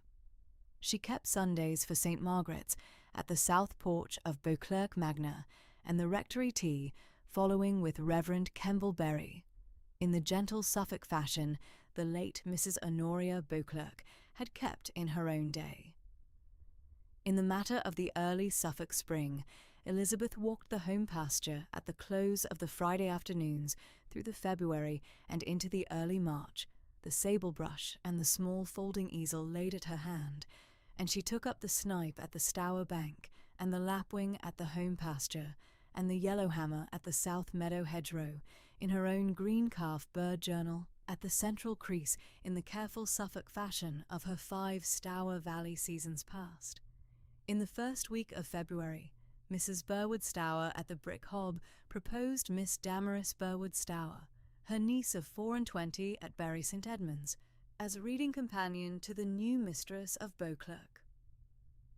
Miss Damaris Burwood Stour was a small, fair, berry-bred young woman of plain dark wool and a settled honesty, and Elizabeth accepted her at the South Library on the Thursday following the matter at the Brick Hob. Miss Damaris took up her reading at the South Library window in the afternoons of the Tuesdays and the Wednesdays, sitting at the small, dark oak reading chair the late Mrs. Honoria had kept at the south wall, and she read aloud from the Reverend Mr. Gilbert White's Natural History of Selborne of 1789, and from Mr. Bewick's own General History of Quadrupeds of 1790, in the plain, berry-bred reading voice her aunt had set her to, from her own girlhood. Elizabeth at the South Library writing table laid her late great-aunt's green calf bird journal at the writing table, and listened to the reading at the gentle Suffolk afternoon hour, and the matter of the reading companion was settled at the South Library in the careful manner of the late Mrs. Honoria's own day. The 6 Beauclerk village girls of the Saturday bird class were named once at the Reverend Kembleberry's parish school list in the South Library, hand of Elizabeth herself: Hetty Walpole Suffolk, at 13, the butler's youngest niece at the village; Patience Inchbaldberry, at 12, the steward's eldest daughter at the home pasture cottage; Damaris Burwood Stour at 14, the housekeeper's grandniece at Bury St. Edmunds, who came over of the Saturday afternoons with her elder cousin of the reading companion hour at the South Library writing table; Letitia Kembleberry at 11, the curate's middle daughter at the rectory; Faith Aubrey Cambridge at 12, the Cambridge solicitor's grandniece, lodging with her aunt at the village; and Sophie Yelverton Suffolk at 13, the village schoolmistress's daughter, no relation to Sir Eustace Holroyd's barrister of the Wednesday past. These were the 6 who came over from the village on the Saturday afternoons, through the late winter and the gentle Suffolk spring. The parish school Saturday bird class at the South Library was, in Elizabeth's own settled understanding of the matter at the South Library writing table, the chief expansion of her late great-aunt's settled wish at the Beauclerk bird albums of 1782 to 1819. She had the 6 village girls at the South Library at the dark oak reading table from the early afternoon through the close of the afternoon, and she took up with them the gentle sketching of the Stour Valley birds in the careful Bewick fashion of the South Library writing voice. She laid at the dark oak reading table the 2 volumes of Mr. Bewick's own History of British Birds, the Land Birds of 1797 at the Yellowhammer page of 243, and the Water Birds of 1804 at the Common Snipe page of 87.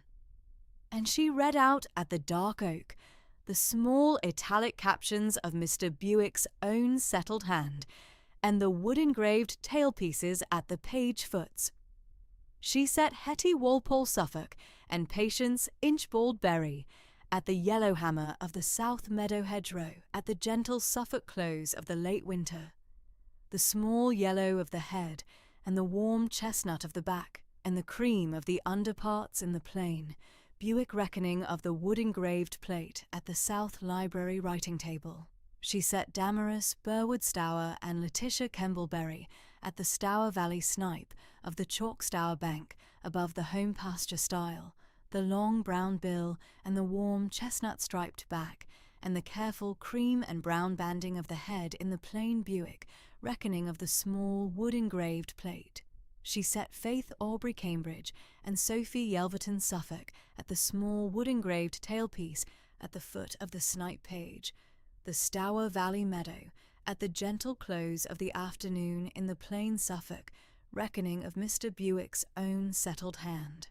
The 6 village girls each took up a small home-made copybook of plain berry woolcloth at the cover that Mrs. Burwood Stour at the housekeeper's keys had set up for the class at the South Press at the upper landing, and they began at the South Library reading table their own small sketches of the yellowhammer and the snipe in pencil and sable wash, copying down at the small reading table the gentle Beauclerk observation Elizabeth read out at the dark oak in her own gentle Suffolk reading voice. The class closed at the close of the afternoon, with Mrs. Burwood Stour at the brick hob bringing in the milk and honey at the South Library, and the 6 village girls walking back at Mr. Inchbald Berry's careful direction at the home pasture path to the village. Elizabeth at the South Library writing table at the close of each Saturday, set down in her own green calf bird journal. At the central crease, the yellowhammer and the snipe, the 6 village girls had taken at the class hour, and the small Beauclerk Parish School bird class register the Reverend Kemble Berry had laid at her hand at the rectory tea of the 2nd Sunday of January, was kept at the South Library writing table in the plain Suffolk fashion the late Mrs. Honoria had kept of her own parish school accounts at the Beauclerk living in her own day. The parish school Saturday bird class at the South Library took up the yellowhammer of the South Meadow hedgerow, and the snipe of the Chalk Stour bank at the 6:20 Saturday hours, from the 2nd Saturday of January through the last Saturday of April. And by the close of the April, the 6 village girls of the Beauclerk parish had each a small homemade copybook of pencil and sable wash of the yellowhammer and the snipe drawn from Elizabeth's own green calf bird journal of 1815 to 1819 of the Stour Valley dry meadow seasons past. Mr. Inchbald Berry walked the home pasture at his usual rounds through the late February and the early March, and reported the lambing at the South Meadow as fair for the year, the steward's strong cupboard rentals at the plain Suffolk, reckoning of the late Mrs. Honoria's own books these many years past, and the apple orchard at the east at 3 acres of Suffolk pippins as settled at the berry dressing. The Wednesday afternoon at the South Library window came in upon Beauclerk with the soft Suffolk light of an early spring afternoon at the South Library writing table, and Elizabeth at the South Library writing table opened her late great-aunt's Beauclerk correspondence bundle of 1791 at the dark oak reading chair the late Mrs. Honoria had kept at the south wall. She had not before opened the Beauclerk correspondence bundle at the May of 1791, having read through the bundles of 1782 to 1790 at the close of the Sir Eustace Holroyd matter, and the bundles of 1792 to 1810 at the dark oak of the February. The Beauclerk correspondence bundle of 1791 was a plain dark calf folio of Newcastle upon Tyne, 1791, with the italic of Mrs. Honoria Beauclerk at the inner leaves. And Elizabeth turned through twice the pages of the spring of 1791, and came at the close of her turning to the page of the 14th of May, 1791, at the Beauclerk Magna Churchyard south wall. She found at that page laid in at the margin a small watercolour of a yellowhammer at the Lichgate ash of the churchyard south wall, the soft yellow of the head and the warm chestnut of the back at the gentle Suffolk close of a May morning, and at the margin of the watercolour in the italic of her late great-aunt's own hand, a settled note. This 14th of May, 1791, the morning of dear Augustus's marriage to my niece, Mrs. Sarah Holroyd at St. Margaret's of Beauclerk Magna. I have at this hour painted a yellow hammer at the churchyard's south wall as the wedding party crossed the Lich Gate. My niece's first child shall have her own yellow hammer at the Beauclerk South Meadow in her own time. The bird album shall stand at the South Library for that hand. H.R.B. The 14th of May, 1791, was the morning of her own father's wedding at St. Margaret's of Beauclerk Magna, to her late mother, Mrs. Sarah Holroyd. Beauclerk, the marriage Elizabeth had heard of in passing, at the parsonage south parlour, these many years past, in her father's plain Suffolk reserve, at the small Bury miniature of the Holroyd family of 1791, at the south parlour writing desk. Her late great-aunt had laid in at the Beauclerk correspondence bundle, at the page of her niece's wedding morning, a small yellow hammer of the churchyard south wall, as her own settled labour against the 29 years that lay between her niece's wedding morning and the first child of the niece. The first child of the niece had been laid at the parsonage of Beauclerk Magna, at the Suffolk, February of 1792, 9 months after the 14th of May, yellow hammer, and the first child of the niece, Mrs. Sarah Holroyd Beauclerk, was Elizabeth herself. Mrs. Honoria had laid aside the Beauclerk correspondence bundle 29 years before for the first child of the niece, the shared trait of the bird journal at the South Library writing table, squared at Beauclerk, across the 29 years between her late great-aunt's Beauclerk correspondence bundle of 1791 and her own green calf bird journal of 1815 to 1819. Elizabeth closed the Beauclerk correspondence bundle of 1791 and stood at the South Library window in the soft Suffolk light of the early spring afternoon in a settled silence of 10 minutes. The South Library window gave at the home pasture and the apple orchard and the walled south garden at the east, and the soft Suffolk light stood at the South Library writing table, at the Beauclerk correspondence bundle, at the page of the 14th of May. Mrs. Burwood Stour at the brick hob in the kitchen at the south passage was silent at the housekeeper's keys. The late Mrs. Honoria's own green calf bird journal of 37 years stood at the dark oak open at the May of 1791 page. Elizabeth took up her own green calf bird journal of 1815 to 1819 at the dark oak reading table at the South Library window, and copied down at the central crease in her own italic the entry of the 14th of May, 1791, of Mrs. Honoria's Beauclerk correspondence bundle, the small yellow hammer of the Beauclerk Magna churchyard south wall, the italic note of her late great-aunt's hand at the margin at the wedding morning of her niece, and the settled wish of Mrs. Honoria that the bird albums should be for the hand of the first child of the niece. She laid the Beauclerk correspondence bundle at the South Library writing table at the close of the entry, and laid her own green calf bird journal at the central crease at the dark oak reading table. The matter of the Beauclerk correspondence bundle at the page of the 14th of May, 1791, was settled at Beauclerk at the close of the spring afternoon in the plain Suffolk reckoning of the Upper Stour parishes. The Wednesday of the 12th of April brought the Reverend Kembleberry over from the rectory to the South Library tea, and he confirmed, in his Suffolk reserve at the South Library window, that Mrs. Honoria Beauclerk, at her last conversation at her south bedchamber in the November of 1819, had asked him to bring my small Stour candle, the late Mrs. Honoria's own settled name for Elizabeth, at the parsonage these many years past, the Beauclerk correspondence bundle of 1791 at the page of the 14th of May of the small yellow hammer of the churchyard's south wall, with my settled asking pardon. The Reverend Kembleberry had meant to speak of the matter at the South Library at the close of January, and had let the parsonage to Beauclerk settling and the Sir Eustace Holroyd matter of the Wednesday of the 19th of January pass first, he asked Elizabeth's pardon for the plain Suffolk delay.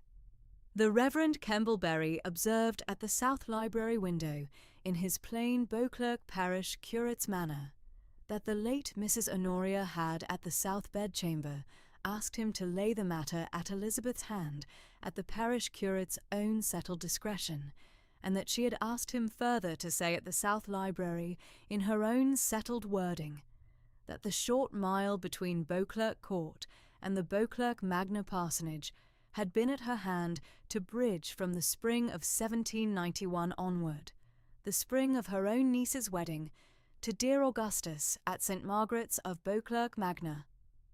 That she had not, in the matter of the Reverend Augustus Beauclerk of Bury St. Edmunds and the parting of 1788 at the Holroyd Hall settlement, brought herself to the bridge, and that the Buick correspondence bundle of 1791, the small yellow hammer of the churchyard south wall, laid in on her niece's wedding morning for the first child of the niece, was the matter she had meant the small Stour candle to take up at the South Library writing table in her own time.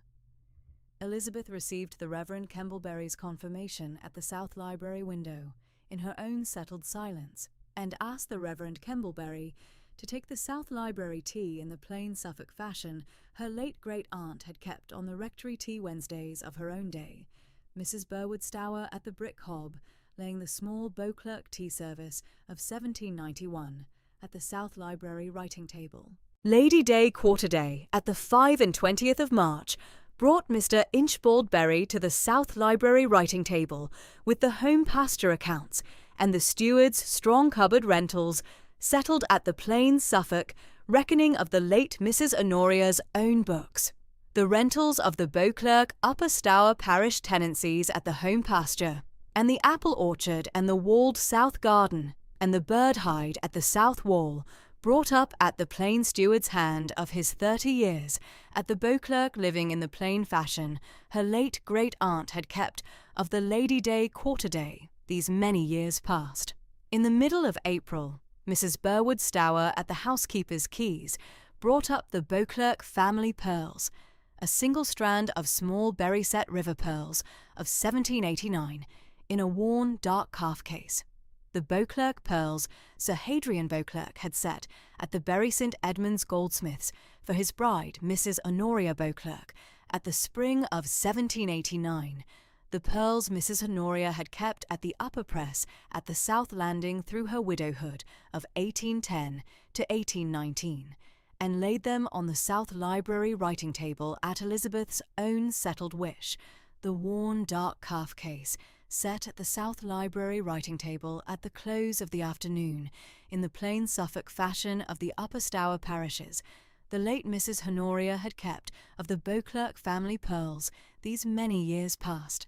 The Wednesday of the 12th of April at the South Library, at the close of the bird class hour, the 6 village girls presented Elizabeth at the South Library window with a small, calf-bound wildflower album of the Stour Valley dry meadow hedgerows the 6 girls had gathered through the early spring at the South Meadow and the apple orchard, and the village schoolmistress, Mrs. Yelverton Suffolk's own well-used copy of Mr. Croxall's 1722 Aesop's Fables in plain berry woolcloth at the cover, the wildflower album laid at the writing table at Elizabeth's hand by Hetty Walpole Suffolk at the close of the class hour.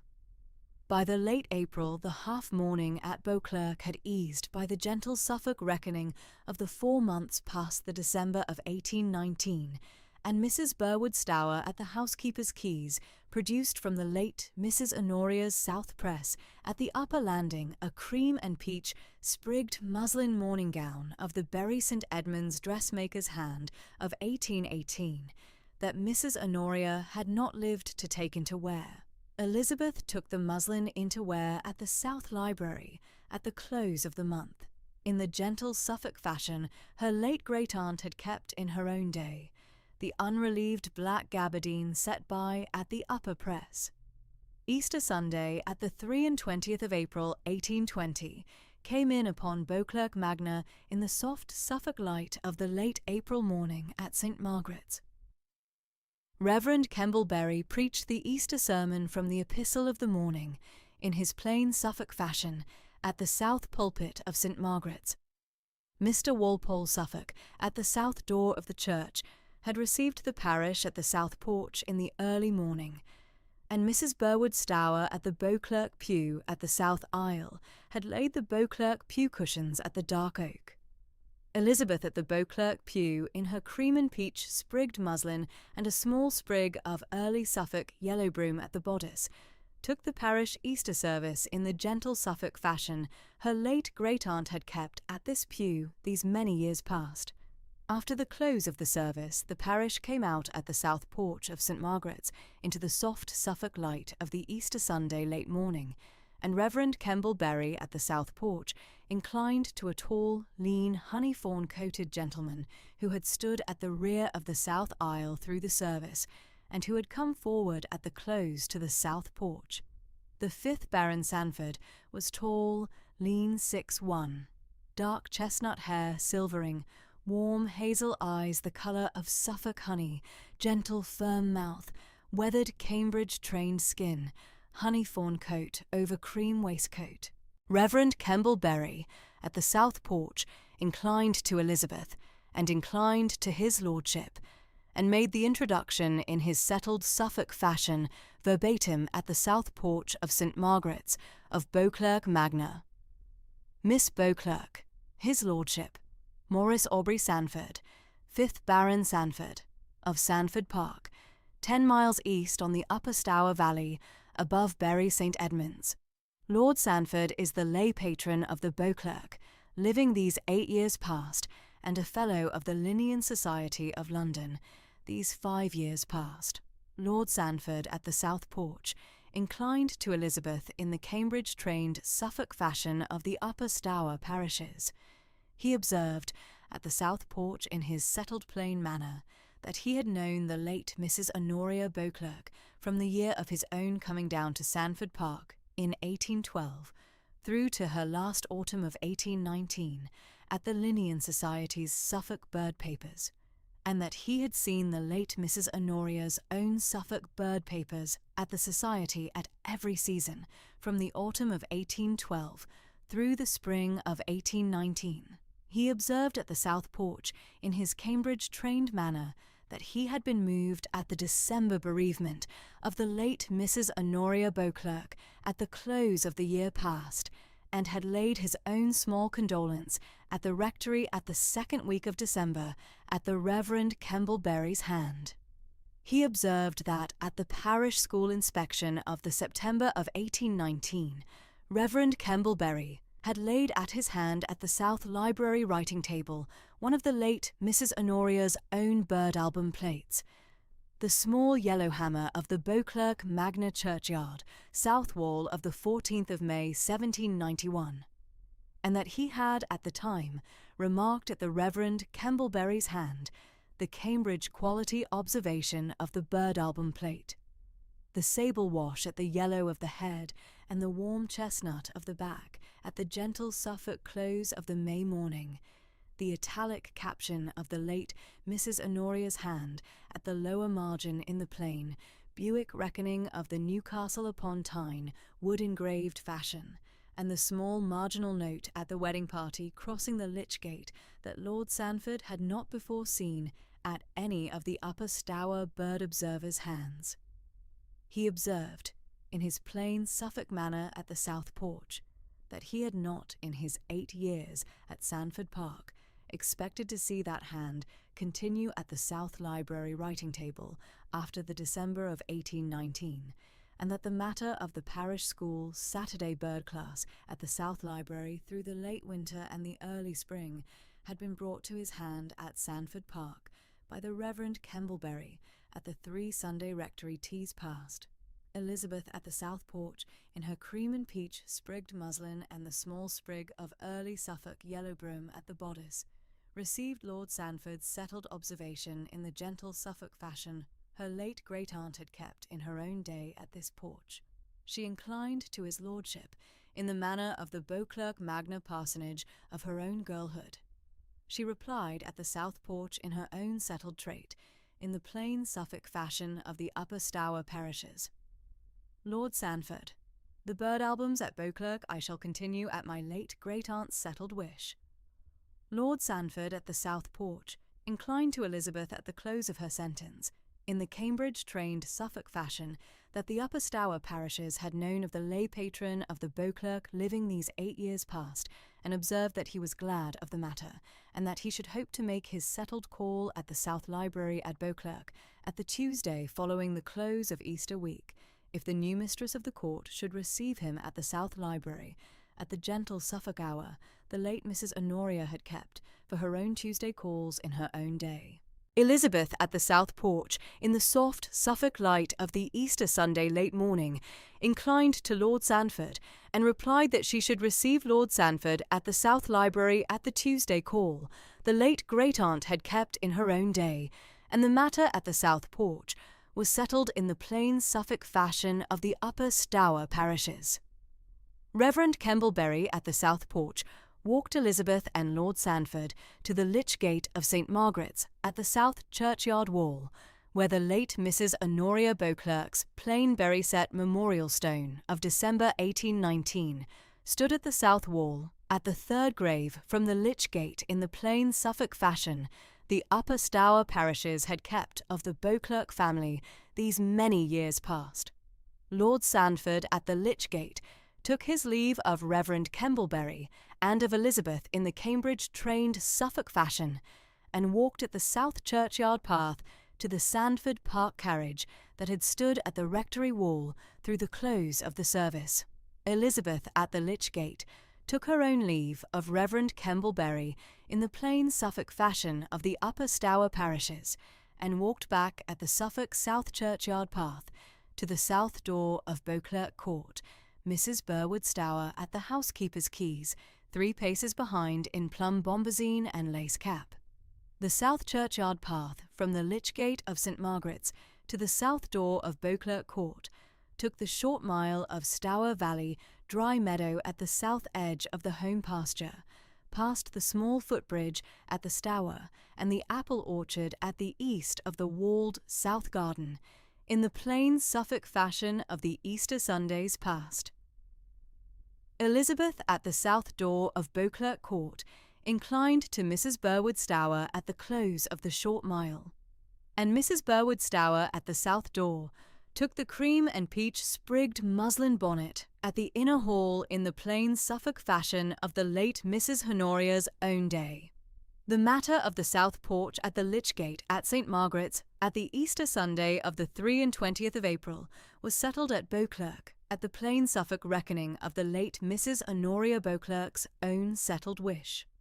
Saturday, the 6th of May, 1820, stood fair and bright at Beauclerk Court, the Upper Stour Valley, settled into the long, mild weather of the late Suffolk spring, the home pasture standing fresh-cut at the south sash, the hawthorn in pale bloom at the dry stone wall, the apple orchard at the east in full flower at the second week of bloom.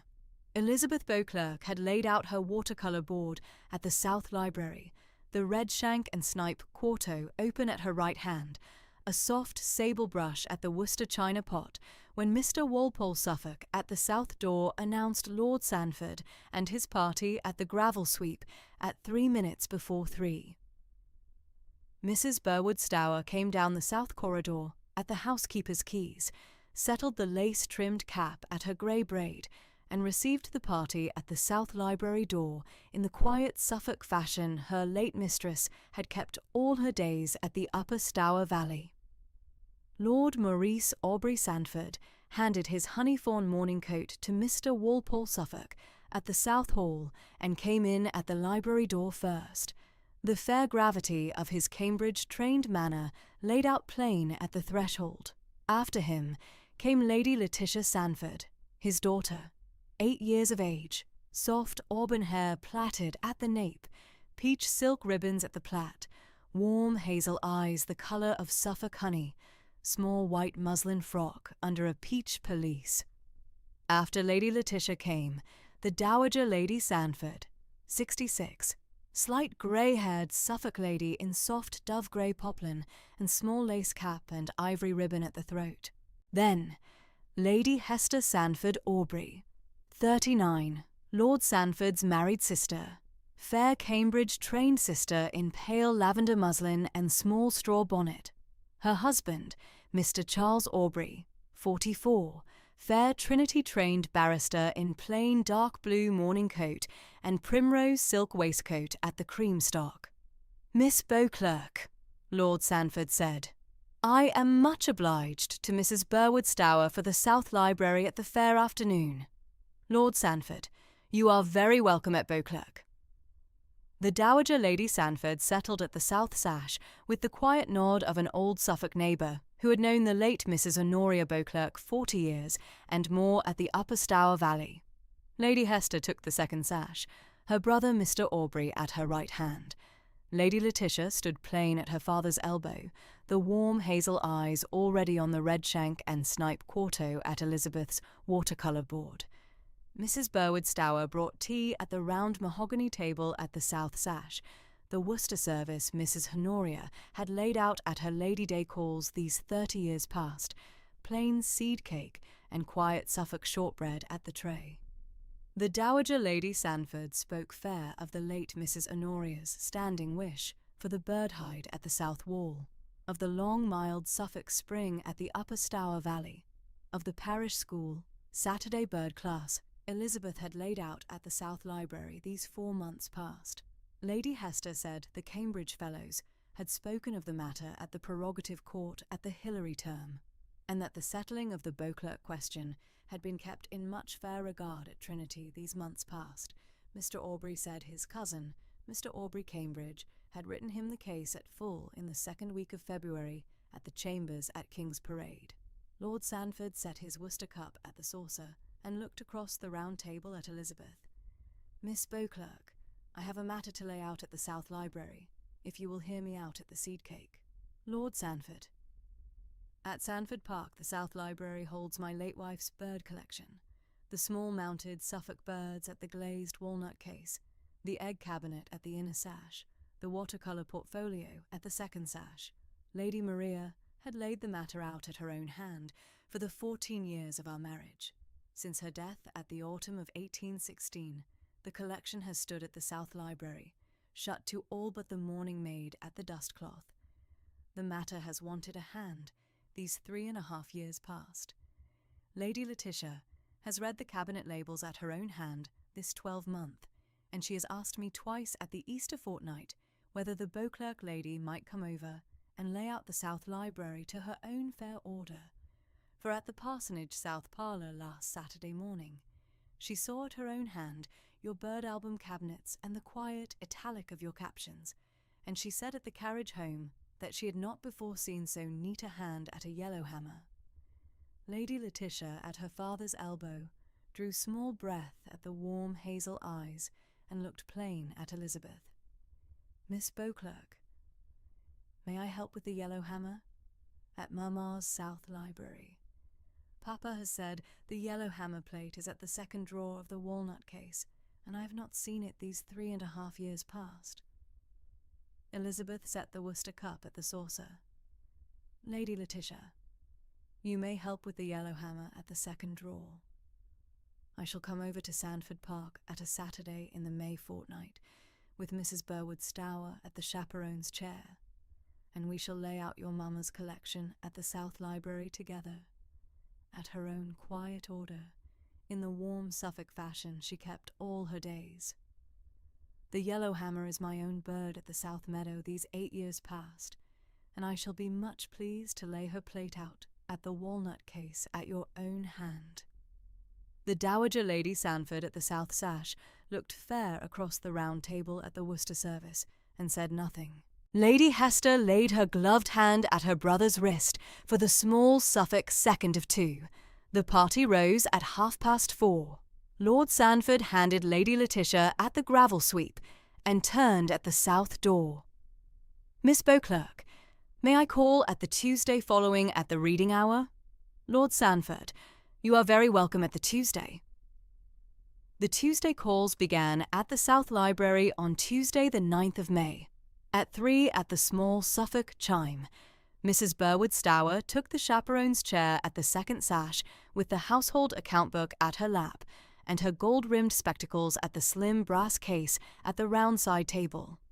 Lord Sandford came in at the Cambridge gig at the gravel sweep and laid out at the round mahogany table his own privately printed quarto of 1815, Notes on Suffolk Native Birds at Sandford Park, 49 pages bound in plain pale calf and lettered at the spine in pressed gold, the Cambridge University Press imprint at the title page, the quiet italic of his own marginal notes at the broad outer margin in pale Indian ink, 49 pages, 23 plates after the manner of Mr. Beauclerk, the bibliography at page 47, citing Beauclerk's History of British Birds, volumes 1 and 2, Pennant's British Zoology, Montagu's Ornithological Dictionary at the 1802 second printing, and Latham's General Synopsis of Birds at the 1781 first edition at the Trinity College Library shelf. The Reverend Augustus Beauclerk came over from the parsonage at the May fortnight at Mrs. Burwood Stour's quiet invitation, settled at the second sash with his small sewing frame of plain cream linen at the fair Suffolk afternoon, and read at his own hand the Cambridge Latin pages, while Elizabeth and Lord Sandford took the bird pages at the round table. The Suffolk meadow pipit, Miss Beauclerk, Lord Sandford said at the second Tuesday. I had set the plate at page 19 at the autumn pipit habit, but I have not before considered the fair distinction your hand drew at the South Library in January, between the extinction date at Scotland of 1785 and the extinction date at England of 1762. I had at page 37 of my own quarto written that the capercaillie had been extinct from these islands these 30 years past at the date of printing. I had not laid out the distinction between Scotland and England. The matter your own great-aunt's correspondence with Mr. Beauclerk had carried plain at the 1812 letters. I shall lay the matter out at the second edition, with the distinction your hand drew at the Wednesday session. Lord Sandford, the distinction is Mr. Beauclerk's. I had only the late great-aunt's marginal notes at the 1812 letter at the South Library second drawer. Miss Beauclerk, the Beauclerk hand carried it down at Mr. Beauclerk's letters and laid it out at the Prerogative Court. The distinction shall stand at page 37 of the second edition at your own hand. On the soft late afternoon of Tuesday the 23rd of May, the Reverend Augustus Beauclerk had laid down his sewing frame at the second sash and stepped out at the south garden for the warm half-hour before dressing, and Mrs. Burwood Stour at the chaperone's chair had risen at the south corridor at the housekeeper's keys to settle the household linen at the still-room. Elizabeth at the round mahogany table and Lord Sandford at her right hand read together at the quiet Suffolk, Silence the meadow pipit plate at page 19, and Lord Sandford laid his ungloved hand at the broad outer margin at the small fair second, when Elizabeth's hand came down at the same margin to mark the page corner, and the two hands rested at the page corner in the gentle Suffolk silence, the second of three, and Elizabeth lifted her warm hazel eyes at the silence and met his fair hazel at the round table, and Lord Sandford did not move his hand at the page corner, and Elizabeth did not move her hand at the page corner, and the gentle Suffolk afternoon light came in at the south sash at the fair gold of the late May. The Wednesday walks began on Wednesday the 17th of May at the home pasture. Lord Sandford came over at the Cambridge gig at 4. Mrs. Burwood Stour took her bonnet at the South Hall and walked at the dry stone wall 10 paces behind, and Lord Sandford and Elizabeth walked the home pasture at the fair Suffolk evening, at the soft pace of the late meadow harvest at the upper Stour Valley. On Wednesday the 7th of June, at the dry stone wall at the south corner of the home pasture, where the late spring Suffolk meadow sweet stood at full flower at the soft 6-foot stand against the chalk Stour Valley rising fair south, Lord Sandford stopped at the wall and gathered at his own hand a small sprig of the cream-flowered meadow-sweet at the quiet Suffolk silence. He turned at the wall and gave it at Elizabeth's ungloved hand in the gentle Suffolk silence, the second of two, the Stour Valley wind at the south of the pasture at the fair June evening. Elizabeth took the sprig at her ungloved hand, did not speak, and laid the small cream-flowered sprig at the inner pocket of her muslin pelisse, against the small linen pouch she had laid out at the parsonage Sunday past. The linen pouch she had kept the watercolour brush cleaning cloth in at her quiet Suffolk habit since the autumn of 1815. The late June Saturday calls began at Lord Sandford's request at the South Library at 4. Lady Letitia came over at every fourth Saturday at her father's gig, and helped at the yellowhammer plate at the walnut case at the round mahogany table. Mrs. Burwood Stour at the chaperone's chair laid out plain seed cake, and the Worcester service at the round table, and the fair Suffolk afternoon stood plain at the south sash these 4 Saturdays of late June and early July. On Saturday the 8th of July at 3, the Cambridge gig came in at the gravel sweep, and Lord Sandford laid at the South Library a small bound volume of Pennant's British Zoology Volume 2 at the round mahogany table, the quiet hand-coloured plate of the yellowhammer at the marker. The clock at the South Library struck 3 at the small Suffolk chime, at the moment Mr. Walpole Suffolk closed the south door at the gravel sweep. Miss Beauclerk, may I call at the Saturday following at 3? Lord Sandford, you are very welcome at the Saturday. On Saturday, the 5th of August at 3, at the fair Suffolk afternoon, the South Library laid out at the Worcester service at the round mahogany table, the home pasture at the south sash standing fresh cut at the second hay harvest, the Stour at the south meadow at the soft, fair August low. Mrs. Burwood Stour at the chaperone's chair at the second sash had risen at the housekeeper's keys at the south corridor at the quiet Suffolk minute, and left the South Library door at the broad, gentle Suffolk afternoon gold. Lord Sandford set his Worcester cup at the saucer at the round table, and stood at his place at Elizabeth's right hand. The clock at the South Library struck 3 at the small Suffolk chime at the closing of the south door behind Mrs. Burwood Stour. Miss Beauclerk, I am of an age and a Cambridge widower's quiet gravity that shall not lay out the matter at the long Suffolk preface. I have called at the Tuesday reading hours these 17 Tuesdays past, and at the Wednesday walks these 14 Wednesdays past, and the warm Suffolk regard at my own fair Cambridge hand has at no Tuesday, and at no Wednesday, been other than fair and steady and plain. I am asking now, on no other ground than that I have read the gentle italic of your bird album captions these 4 months, and known by your late great-aunt's 1791 yellowhammer note that your hand is the next hand at the Beauclerk South Meadow, to do me the honour of becoming the next Lady Sandford. Lady Letitia, at her 8 years, has read the matter at her own hand these 3 months past at the South Library walnut case, and at the Wednesday last she said at the carriage home that the yellowhammer plate at the second drawer wanted only the quiet Beauclerk hand at the parsonage italic to lay her mamma's South Library out at her own fair order at the Sandford Park Lady Day. I am asking at the Saturday afternoon in the fair Suffolk fashion at her own quiet voice and at the late Lady Maria's quiet blessing, kept these 3½ years past. I shall stand at the South Library, at the gentle Suffolk silence at the second of your answer. Elizabeth at the round table laid down her Worcester cup at the saucer, and stood at her own place at Lord Sandford's left hand. Lord Sandford, I shall.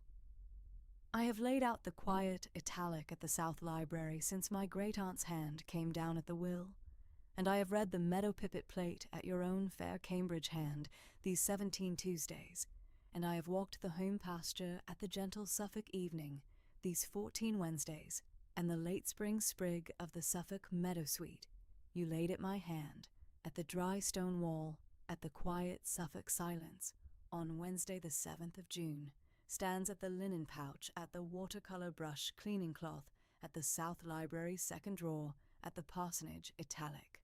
I shall.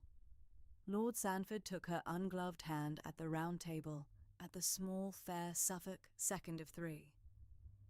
Miss Beauclerk, I shall ride at the Reverend Augustus Beauclerk at the parsonage at 6 this evening, with your fair leave.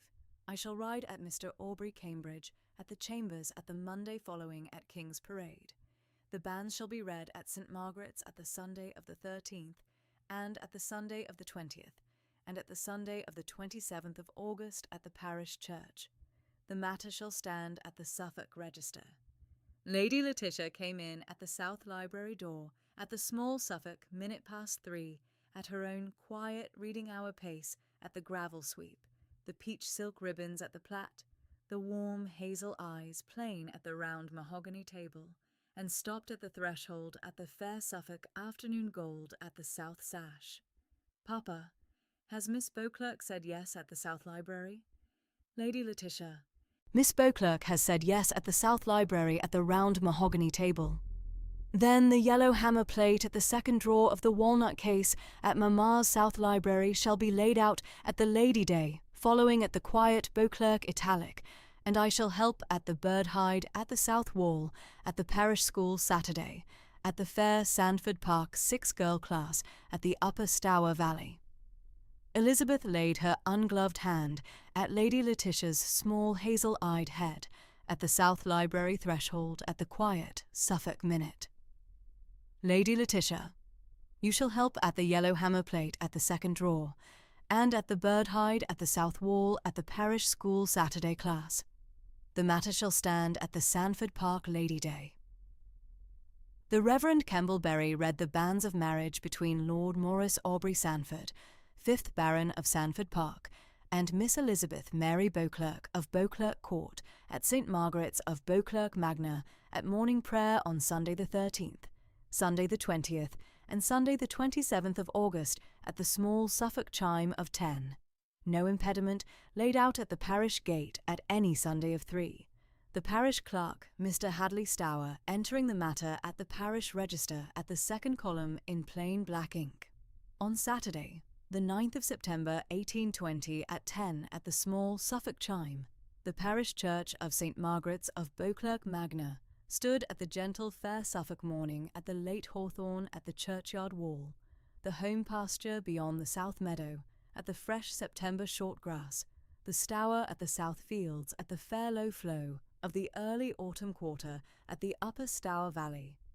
Mrs. Suffolk, the village dressmaker, had laid out the bride's gown at the parsonage south parlour at the Friday evening, cream Suffolk, muslin morning gown at the fair Stour Valley cut, the small sprig of late summer Suffolk meadowsweet at the bodice with one white and cream rose at the parsonage rose walk, the Beauclerk pearls in the Bury St. Edmund's setting of 1789 at the throat, the ivory silk gloves at the wrists, and at the inner pocket of the cream muslin at her own quiet hand, Elizabeth had laid the small silver locket of her late mother, Mrs. Sarah Holroyd Beauclerk, that had stood at the parsonage second drawer these 23 years past. Mr. Aubrey Cambridge, in plain dark wool and gold spectacles, handed Elizabeth at the parsonage gravel sweep, and walked her at the fair Suffolk pace at the south porch of St. Margaret's. The Reverend Augustus Beauclerk, her father, took the front pew at the fair, mourning at the small Suffolk chime.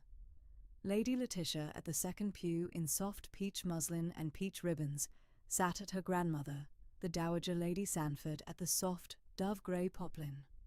Lady Hester Sandford Aubrey and Mr. Charles Aubrey took the third pew at the creamstock and primrose waistcoat.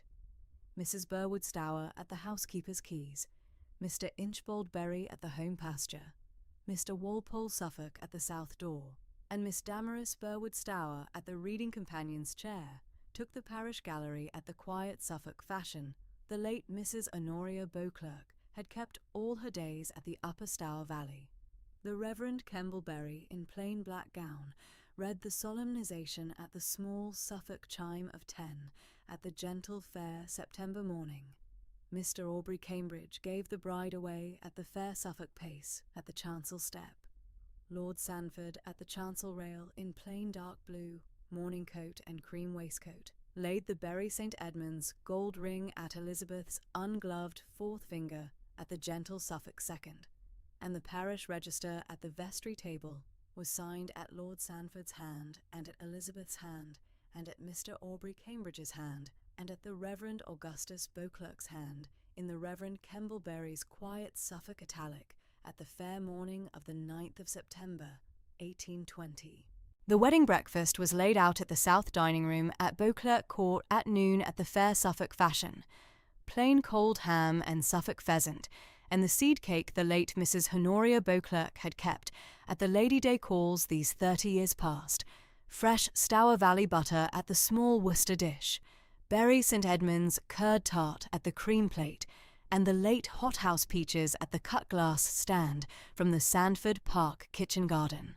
The Worcester service stood at the long mahogany table, the home pasture at the south sash at the fresh September short grass, the Stour at the south fields at the fair low flow. The Reverend Augustus Beauclerk spoke a brief Suffolk grace at the head of the table at noon. The Dowager Lady Sandford answered the Amen at her quiet voice at the second chair. Lady Letitia, at the third chair, held her grandmother's hand at the seed-cake plate. The Dowager Lady Sandford laid her quiet hand at the new Lady Sandford's at the south dining-room door at 1:30, and the Cambridge gig took Lord Sandford and his bride at the fair Suffolk pace at the upper Stour Valley at the fair September afternoon to Sandford Park at the 4 o'clock chime of the long parish day. If the gentle Suffolk wedding morning of Lord Sandford and Miss Elizabeth Beauclerk at the parish church of St. Margaret's of Beauclerk Magna at the fair morning of the 9th of September, 1820 has stood at your own hand at the Stour Valley reading hour, leave the quiet italic at the South Library comment section at the fair October evening, and subscribe at the Whispers of Love bell at the parish reading companion's chair for the next Suffolk Lady Day at the upper Stour Valley. On the soft Sunday morning of the 23rd of September, 1821, in the parish church of St. Margaret's of Beauclerk Magna, a child was christened Honoria Elizabeth Sandford, daughter of Lord Maurice Aubrey Sandford, 5th Baron, and of Elizabeth Mary née Beauclerk, 5th Lady Sandford, by the Reverend Kemble Bury, in the gentle Suffolk fashion her grandmother had kept all her days, and her great-grandmother before her, Mrs. Burwood Stour at the housekeeper's keys, Mr. Inchbald Bury at the home pasture, Mr. Walpole Suffolk at the south door.